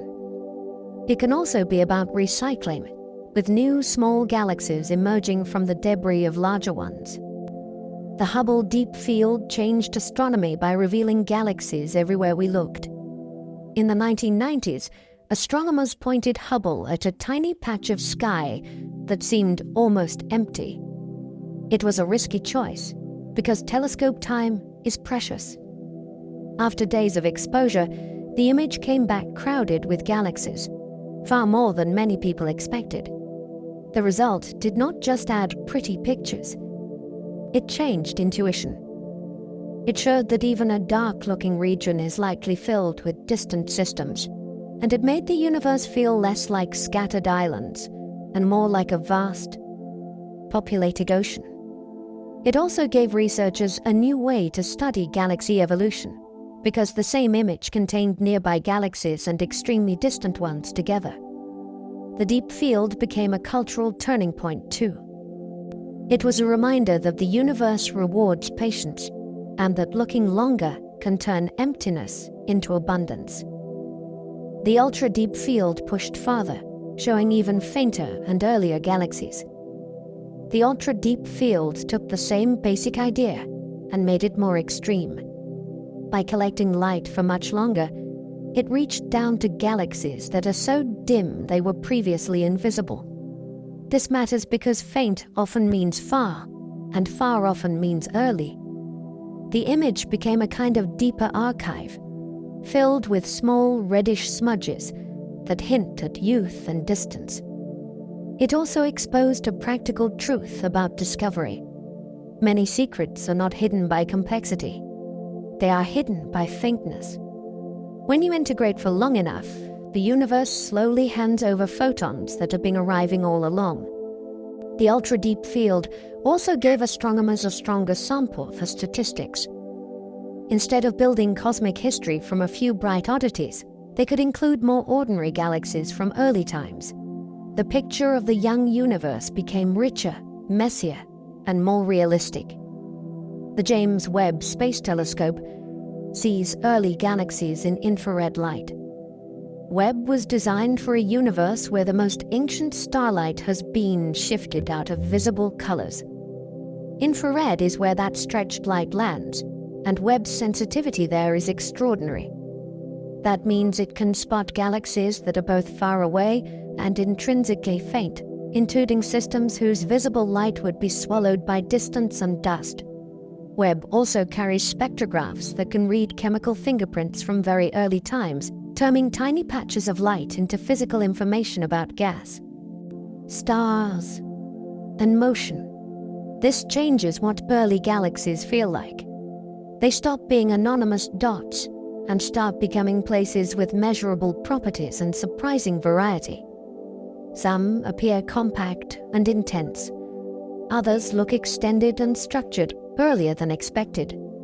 Each observation feeds back into our models of how galaxies assembled. Webb does not just extend our reach. It changes the questions we dare to ask about the first major chapters of galaxy formation. Webb can detect ancient starlight that dust and distance once hid. Dust is a master of disguise invisible light, and distance weakens everything. Infrared offers a way around both problems. Longer wavelengths pass through dusty regions more easily, and they match the red-shifted glow of old, faraway stars. With Webb, astronomers can identify galaxies that were previously undercounted because they looked unimpressive or nearly absent in optical surveys. This is important for cosmic bookkeeping. If you miss dusty star-forming galaxies, you misjudge how quickly the universe built its stellar mass. Webb can also separate different components inside a galaxy, because dust heated by star formation has a different infrared signature than starlight from BIN. Older populations. That separation helps clarify what is powering the light we receive. In a way, infrared observing is an honesty test. It checks whether a galaxy is truly quiet, or whether it is active behind curtains that older instruments could not see through. Some early galaxies appear larger than expected, sparking debates about rapid growth. When observations hint that surprisingly substantial galaxies existed very early, it forces a careful pause. Are we seeing galaxies that truly built up mass faster than our models predict? Are we seeing systems that look larger because of how their light is distributed? Are lenses magnifying them in subtle ways? These questions matter because galaxy growth is tightly linked to the behavior of dark matter, gas inflow, and star formation efficiency. A single surprising population can reveal missing physics, or it can reveal how difficult the measurements are at the faintest limits. Astronomers respond by cross-checking sizes, redshifts, and masses with multiple methods, and by looking for consistent patterns across different fields of sky. The debate itself is part of the excitement. The early universe is a harsh proving ground for theory. If large galaxies really did appear quickly, we learn something profound about how efficiently nature can assemble structure in a short cosmic window. Astronomers test those surprises by improving distances, lenses, and galaxy modeling. When a result looks too strange, the first job is to challenge every step that produced it. Distances depend on redshift estimates and on how spectra are interpreted. Lensing can boost brightness and stretch shapes, so models must account for foreground mass, even when it is faint. Stellar masses depend on assumptions about how stars form, how bright they are at different ages, and how much dust is dimming them. Astronomers tighten these uncertainties by getting deeper spectra, by comparing independent instruments, and by running simulations that forward model what a Bay telescope should see. They also revisit calibration details, because small biases can become big at the edge of detectability. This process is not a retreat. It is the engine of progress. Either the surprising galaxies become less surprising, or the case strengthens until theory must adapt. In both outcomes, the universe wins, because our picture becomes sharper and more trustworthy. Better instruments can turn a dot into a measured galaxy with structure. A faint galaxy can begin as a single, unresolved point. With higher resolution and sensitivity, that point can split into a shape, and the shape can reveal a story. You might see a stretched arc that hints at lensing. You might see a compact core surrounded by diffuse light, suggesting different stellar populations. You might see multiple clumps, implying a turbulent stage of assembly. Spectroscopy can add a second dimension, showing whether gas is rotating, flowing outward, or split into separate components. This is one of the most satisfying arcs in astronomy. The object does not change. Our ability to interrogate it does. Each technological leap converts mystery into measurement, then measurement into new mystery. It also teaches patience with the unknown. Many galaxies that were once classified broadly or dismissed as featureless become nuanced when the data improves. A dot is often just a galaxy waiting for better questions and better tools. Long exposures collect faint photons, like filling a cup one drop at a time. Deep observing is an act of accumulation. For very distant galaxies, photons arrive rarely, and they arrive mixed with noise from the detector and background light. A longer exposure increases the total signal, while noise grows more slowly, so the galaxy gradually emerges. Astronomers often take many shorter images and stack them, which helps remove cosmic ray hits and other artifacts. The final picture can feel sudden, but it is built from patience and careful processing. Long exposures also demand stability. Pointing must be precise, and calibration must be consistent, or the faint signal smears away. The reward is access to populations that are otherwise absent from our view, including low-surface brightness galaxies and the earliest systems at the edge of Phaeton.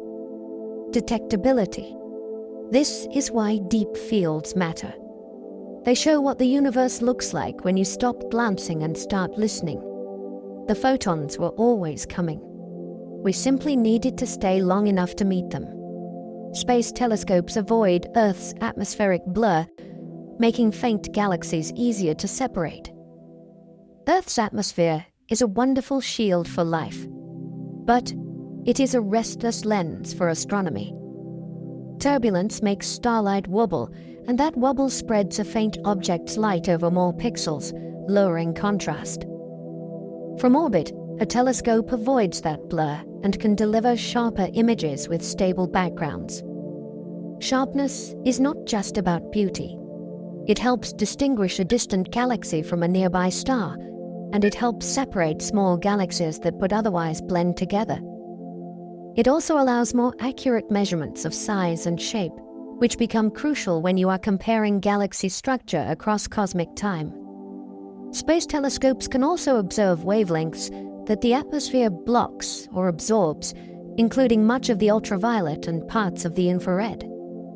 That access broadens the story you can tell about galaxies, from young hot stars to dust warmed by star formation. Above the air, the sky becomes quieter, and faint galaxies become easier to hear. Adaptive optics on Earth can also sharpen galaxy views by correcting air turbulence.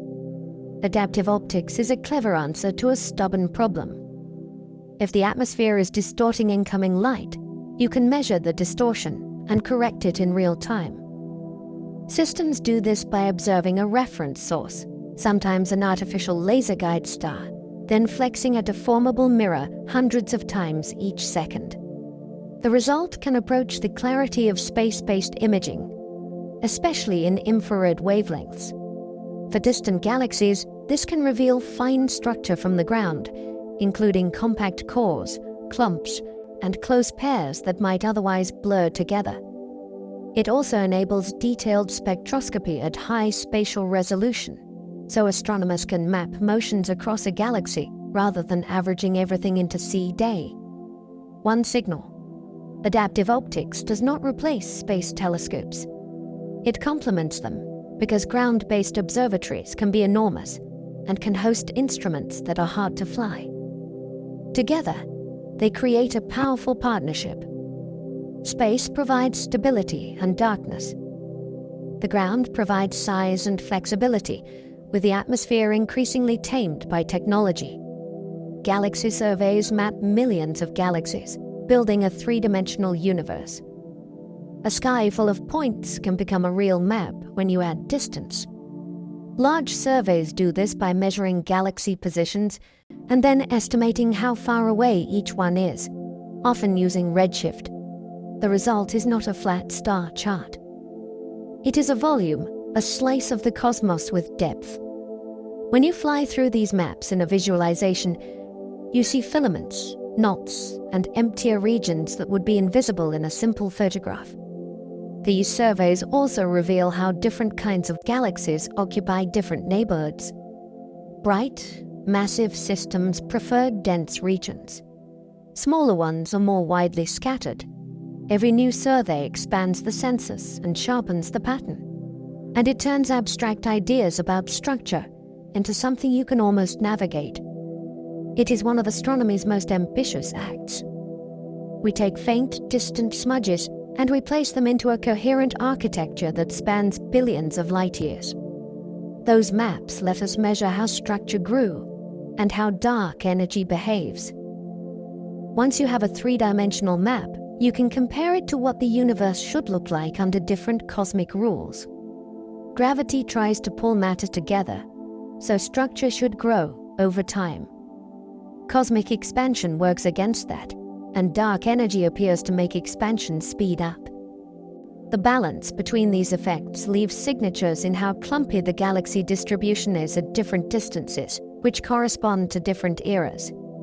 By measuring clustering strength across time, astronomers test whether the universe grew structure at the rate predicted by our best models. Small differences matter, because they could hint at new physics. These maps are also cross-checked with other probes, so the story is not carried by one method alone. In the end, the galaxy map becomes more than a catalogue. It becomes a measurement of the universe's behavior, telling us whether gravity and expansion have been playing by the expected rules, or whether something subtle is still missing. Baryon acoustic ripples leave a subtle spacing pattern in galaxy distributions. In the early universe, ordinary matter and light were coupled in a hot plasma. Sound waves could travel through that mixture, pushing matter outward in expanding shells. When the universe cooled enough for light to decouple, those waves froze into a faint preference for a particular scale in the distribution of matter. Billions of years later, that preference still lingers as a slight bump in how often galaxies are separated by a certain distance. It is not obvious by eye, and it takes huge samples to detect. Yet once measured, it is incredibly useful because it comes from early physics that is well understood. This is one of the most delightful ideas in cosmology. A sound wave from the infant universe left a quiet imprint that modern galaxy maps can still find. It is like hearing an ancient echo, not with your ears, but with statistics written across the sky.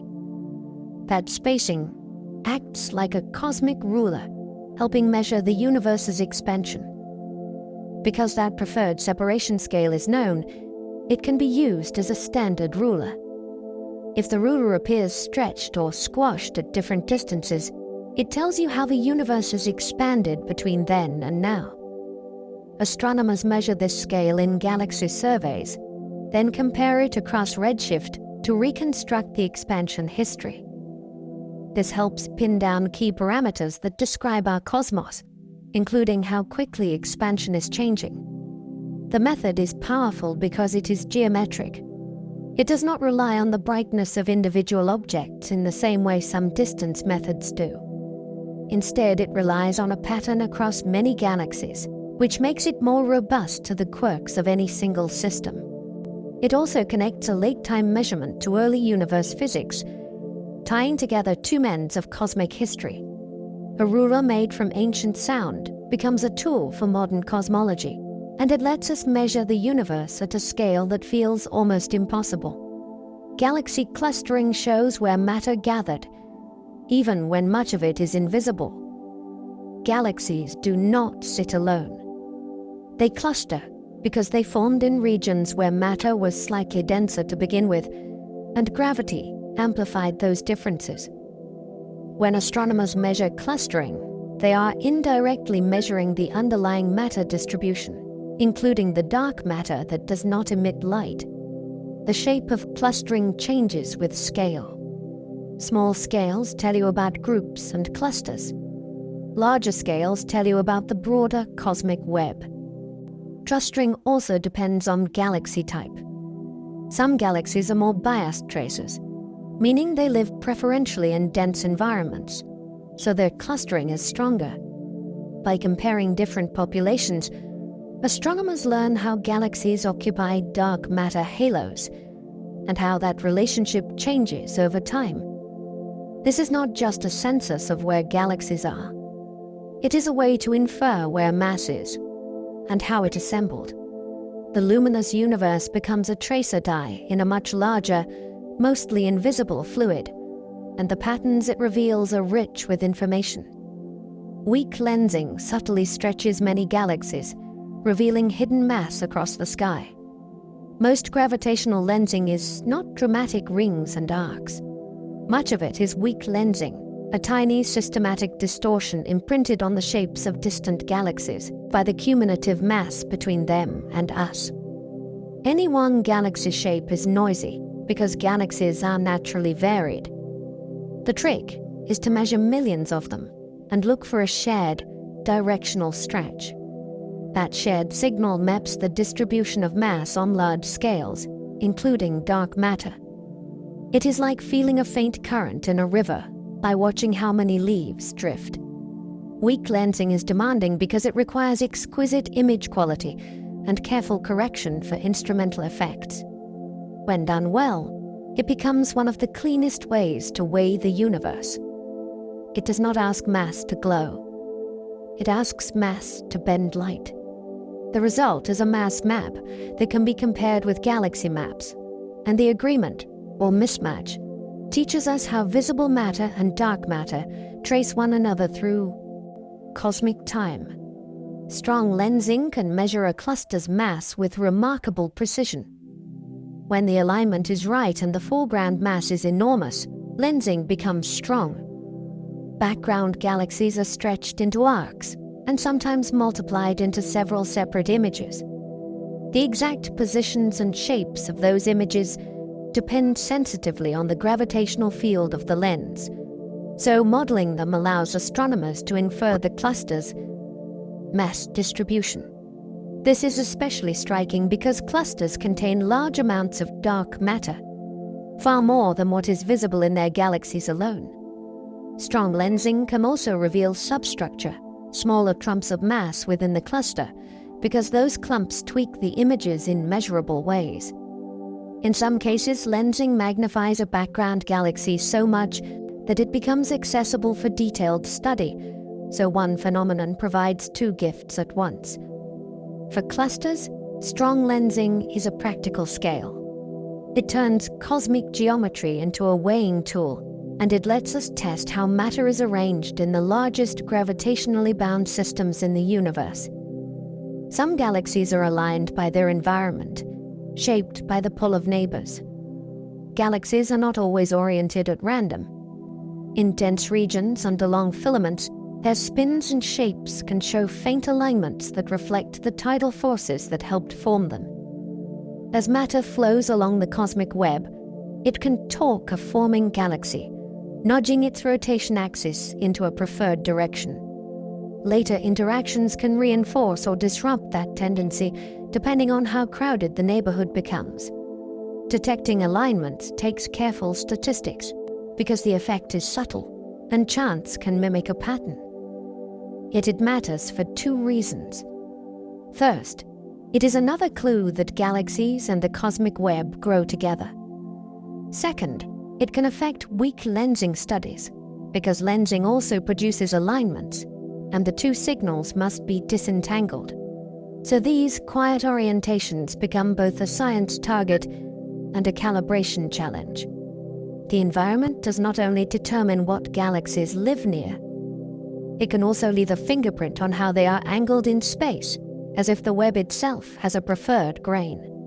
Cluster galaxies can be stripped of gas as they plow through hot intracluster plasma. Inside a galaxy cluster, space is filled with very hot, thin gas. When a galaxy moves through that medium at high speed, it experiences a pressure like wind.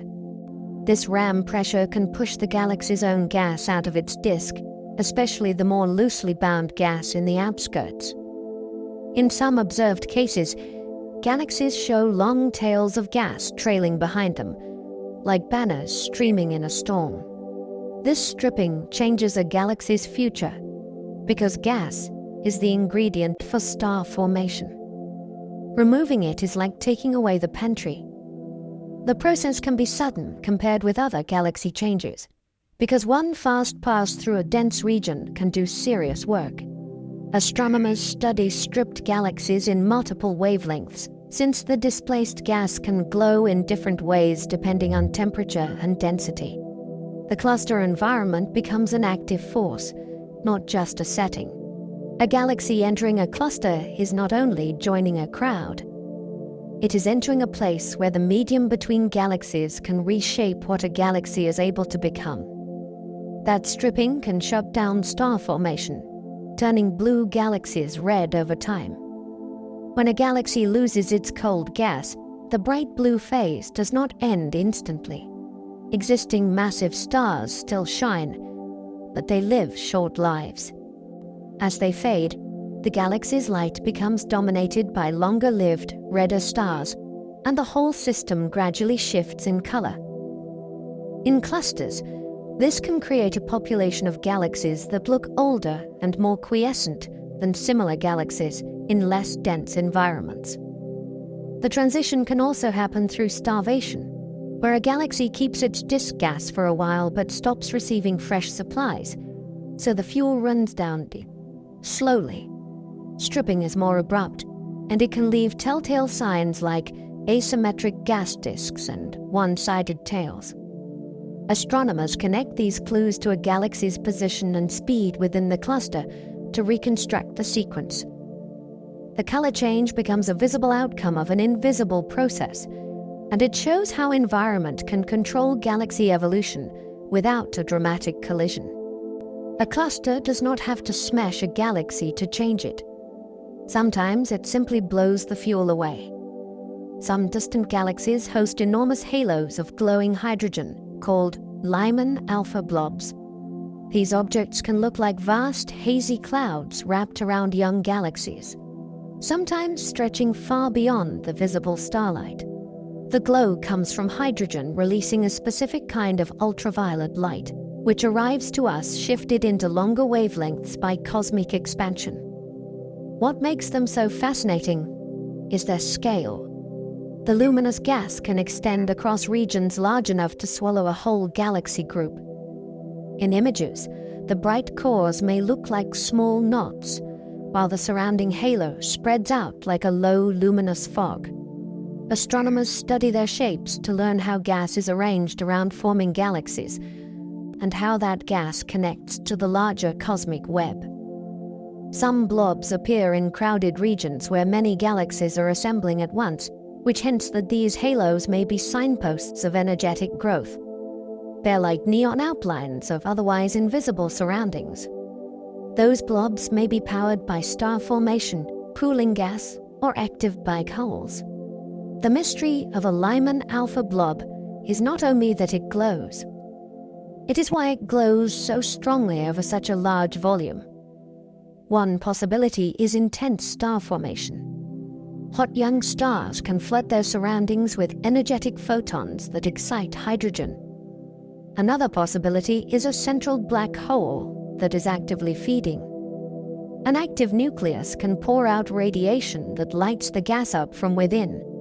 A third idea is cooling radiation, where gas falling into a halo sheds energy as it cools, and some of that energy emerges as hydrogen emission. The challenge is that these mechanisms can overlap, and hydrogen light can scatter, which makes the glow look more spread out than the power source really is. Astronomers tease them apart using multi-wavelength observations, line shapes, and the presence of other emission features. In the best cases, the blob becomes a detective story with several suspects, and the evidence is written in faint, extended light. The brightest galaxies in clusters often sit near the gravitational center. In many clusters, one galaxy stands out as the giant in the crowd. It tends to sit close to the cluster's deepest gravitational well, where the overall mass is most concentrated. This central position is not a coincidence.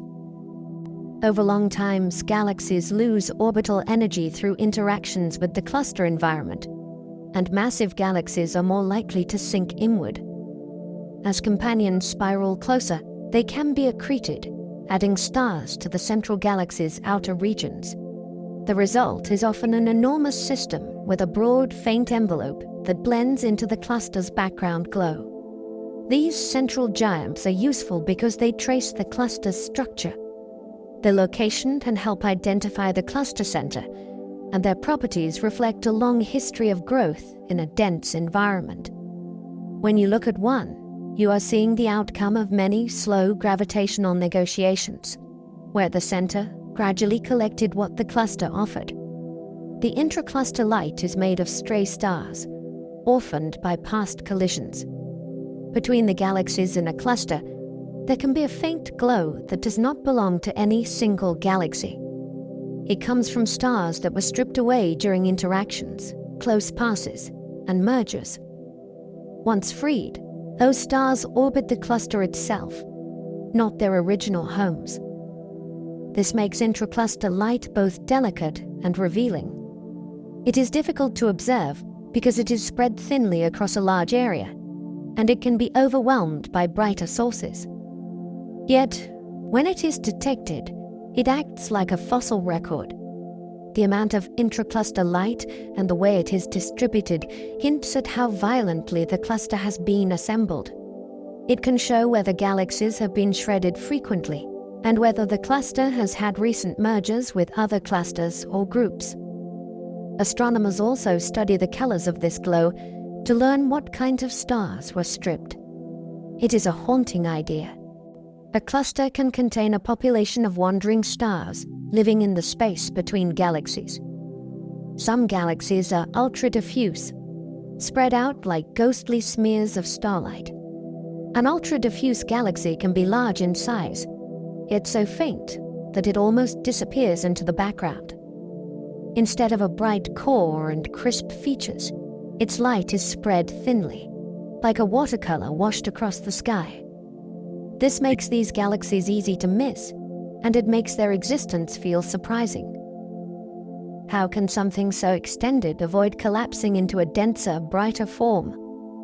One clue is that they often live in challenging environments, including galaxy clusters, where interactions and heating can reshape gas and slow the formation of coma. New stars. Another clue is that their stars are spread out, which suggests a different history of assembly or internal dynamics than typical compact dwarfs. Astronomers find them using deep, careful imaging that can detect very low surface brightness features. Once found, they raise a wonderful question. Are they failed giants that never built many stars, or puffed-up dwarfs shaped by their surroundings? Their faintness is not emptiness. It is a signature. Ultra-diffuse galaxies can still contain lots of dark matter, despite their faintness. Some ultra-diffuse galaxies look like they should be fragile, yet they can survive in environments that would tear apart a truly lightweight system.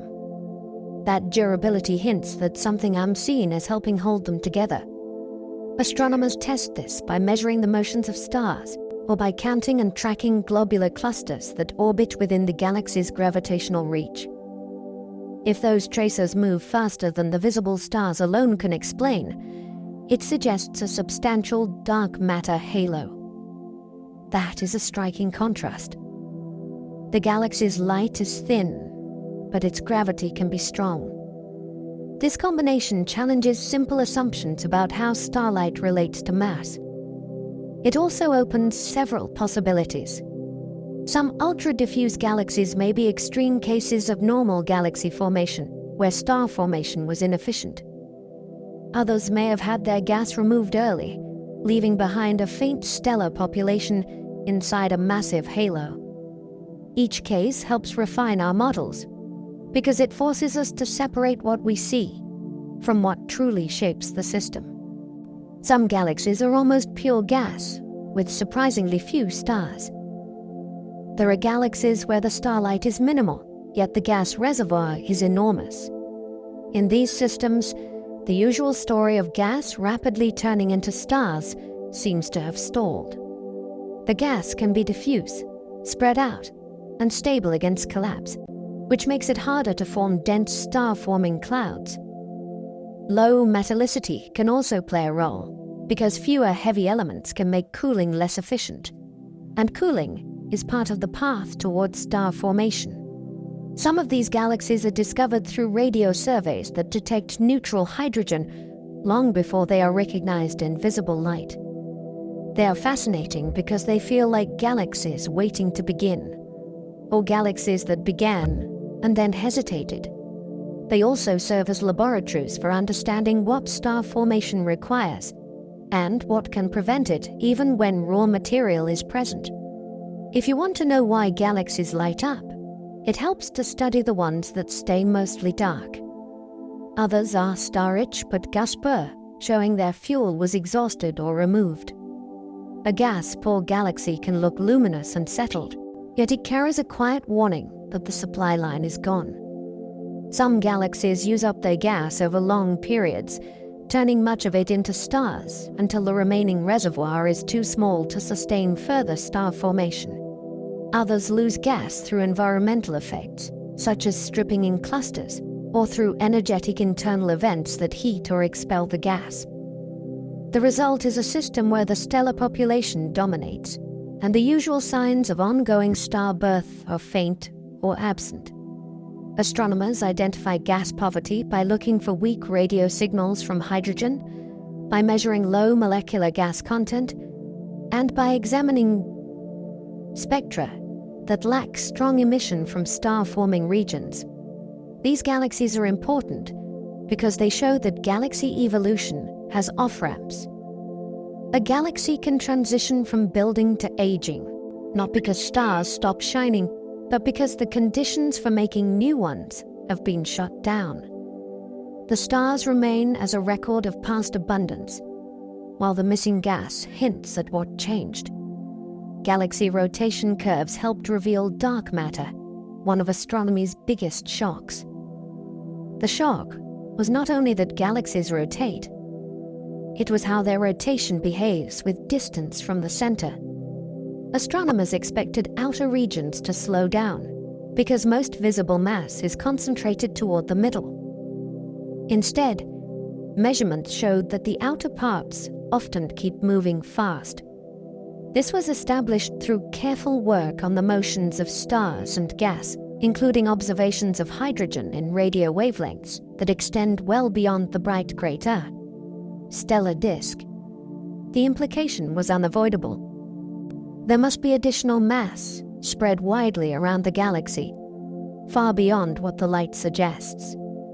This idea reshaped modern cosmology because it meant the universe contains a dominant component that does not glow.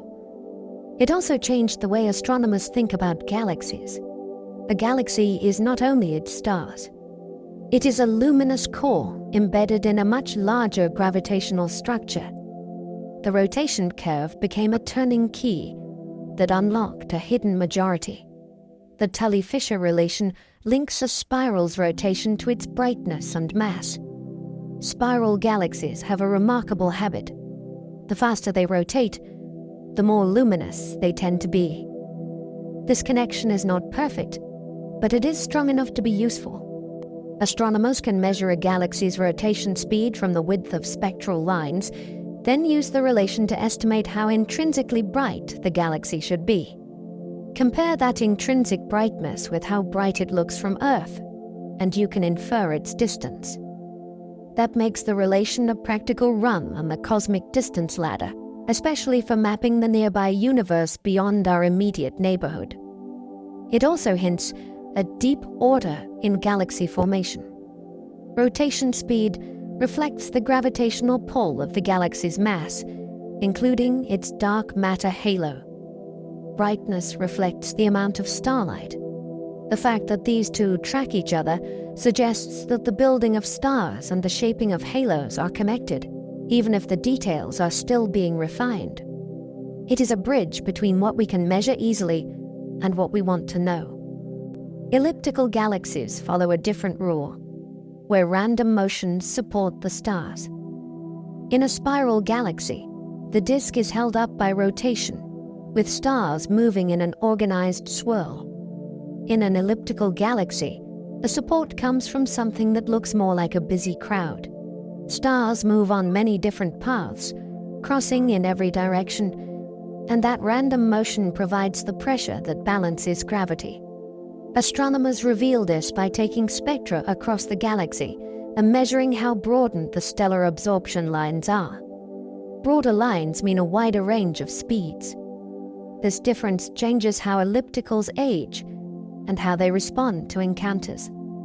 Without a thin, orderly disk, there is less obvious structure to disturb. Yet ellipticals can still carry subtle clues, like shells and gradients, but hint at their assembly history. When you understand the role of random motion, an elliptical stops being a smooth blob. It becomes a dynamic system, with countless stellar journeys woven into one steady glow.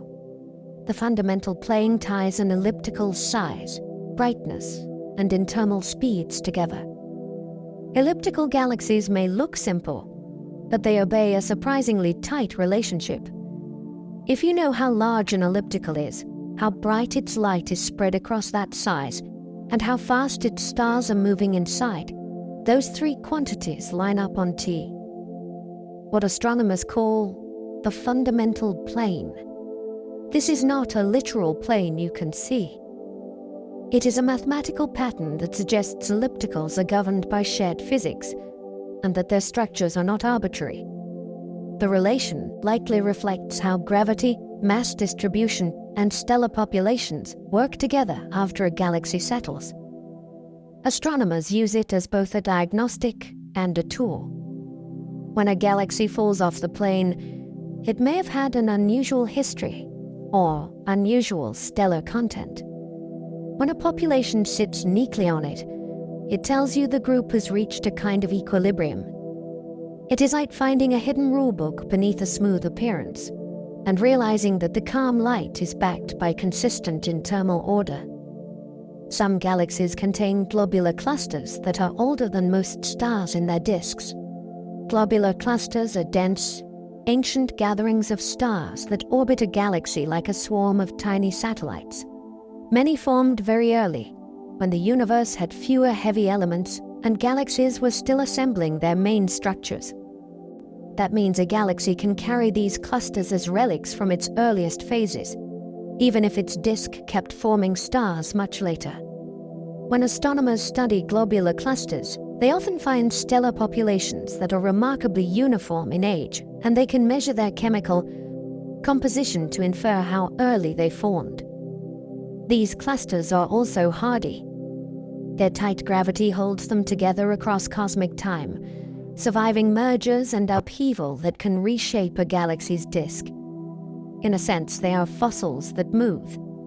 They travel through a galaxy's halo, preserving a memory of conditions that no longer exist in the same way. When you spot a globular cluster system, you are seeing a galaxy's deep past still intact and still orbiting.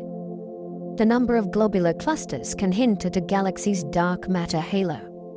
Counting globular clusters is not just a census of star clusters. It can also be a clue to a galaxy's total mass budget. Across many galaxies, astronomers have found that richer globular cluster systems tend to be associated with more massive halos, including the unseen mass that dominates the outskirts. The idea is that building or retaining many globular clusters is easier in a deeper gravitational well, especially early on when conditions were turbulent and gas was being gathered.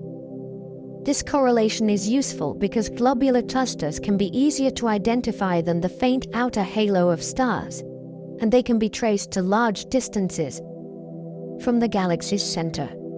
Observers use deep images to find these compact, ancient points of light, then confirm them by their colors and motions. The relationship is not perfect, and it can vary with environment and history. Still, it offers a clever shortcut.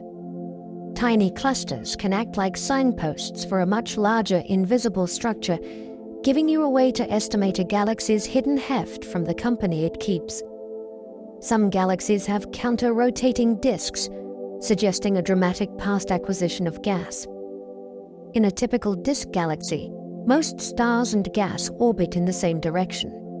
Counter-rotation is the shock of finding a substantial component orbiting the opposite way, like two rivers flowing through each other. This configuration is hard to create internally. It usually points to outside material arriving later, such as gas captured from a neighbor or accreted from the surrounding environment with a different angular dial power. Momentum. Over time, that acquired gas can form new stars that inherit its opposite spin, building a secondary disk inside the first. Astronomers detect counter-rotation by measuring Doppler shifts across the galaxy, then seeing the telltale reversal in velocity. The pattern can appear in gas alone, or in stars as well, and each case hints at a different story of timing and mixing. Counter-rotating systems are exciting because they make history visible in motion. The galaxy's present-day rotation becomes a record of past encounters, and it reminds us that galaxies can be rebuilt from the outside in, without looking obviously chammer. Disturbed in a simple image. Galaxy hearts can host dense star clusters, sometimes rivaling a black hole's influence.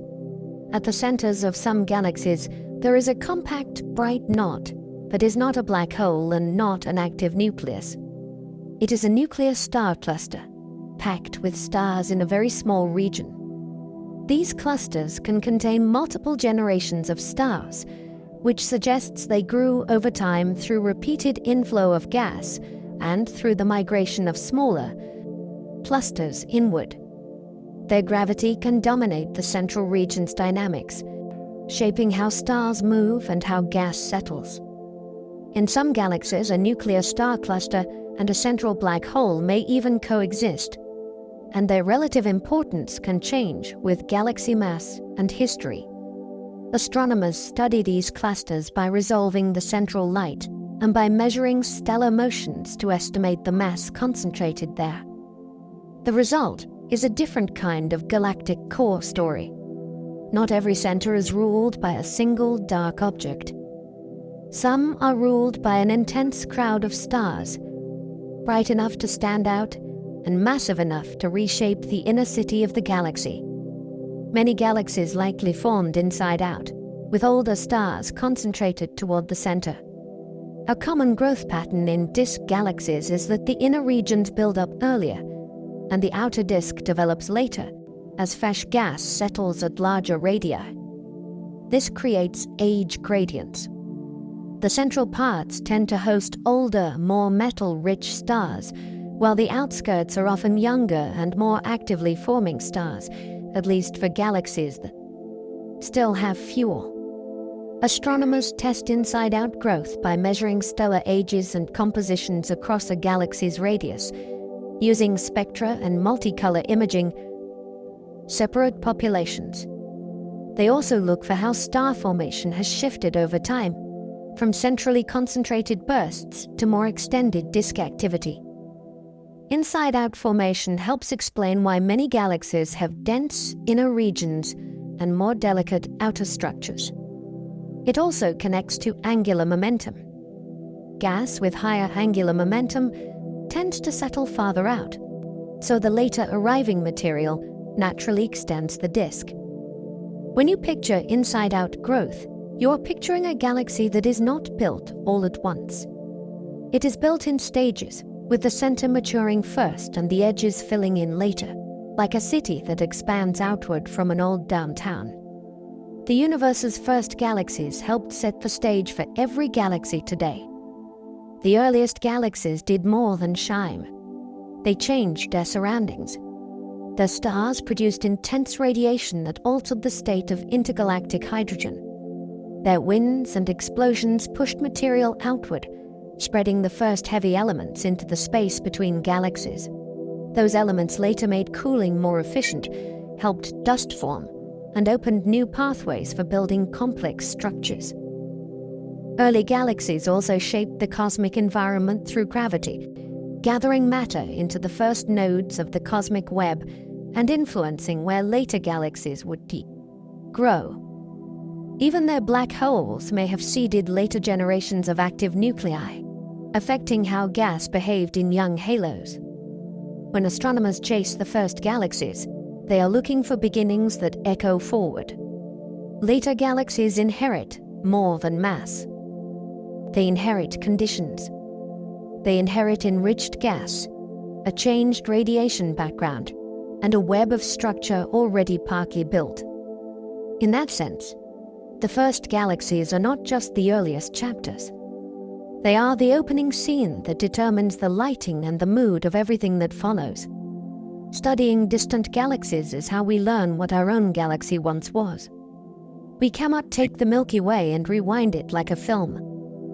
We live inside it, and we see it only in its current state. Distant galaxies solve that problem by offering earlier versions of the same general processes. By comparing galaxies across cosmic time, astronomers can infer how disks assemble, how bulges grow, and how star formation rises and falls, then ask, which pathway best matches what we observe at home? Distant systems also show us what the Milky Way did not become. Some galaxies quenched early. Some grew into giant ellipticals. Some remained small and irregular. Those contrasts helped narrow down the Milky Way's likely history. There is also a practical benefit. External galaxies let us measure structure directly, including bars, rings, and interactions, in ways that are hard to see from inside a disk. Each faraway galaxy is a proxy experiment.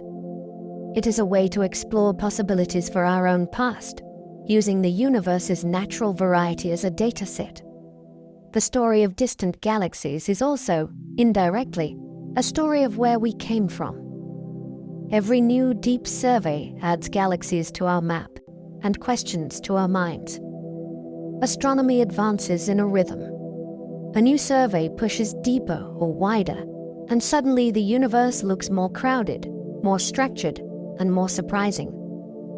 A deeper view finds fainter galaxies and rarer types. A wider view reveals how environments change the story, from dense clusters to empty voids.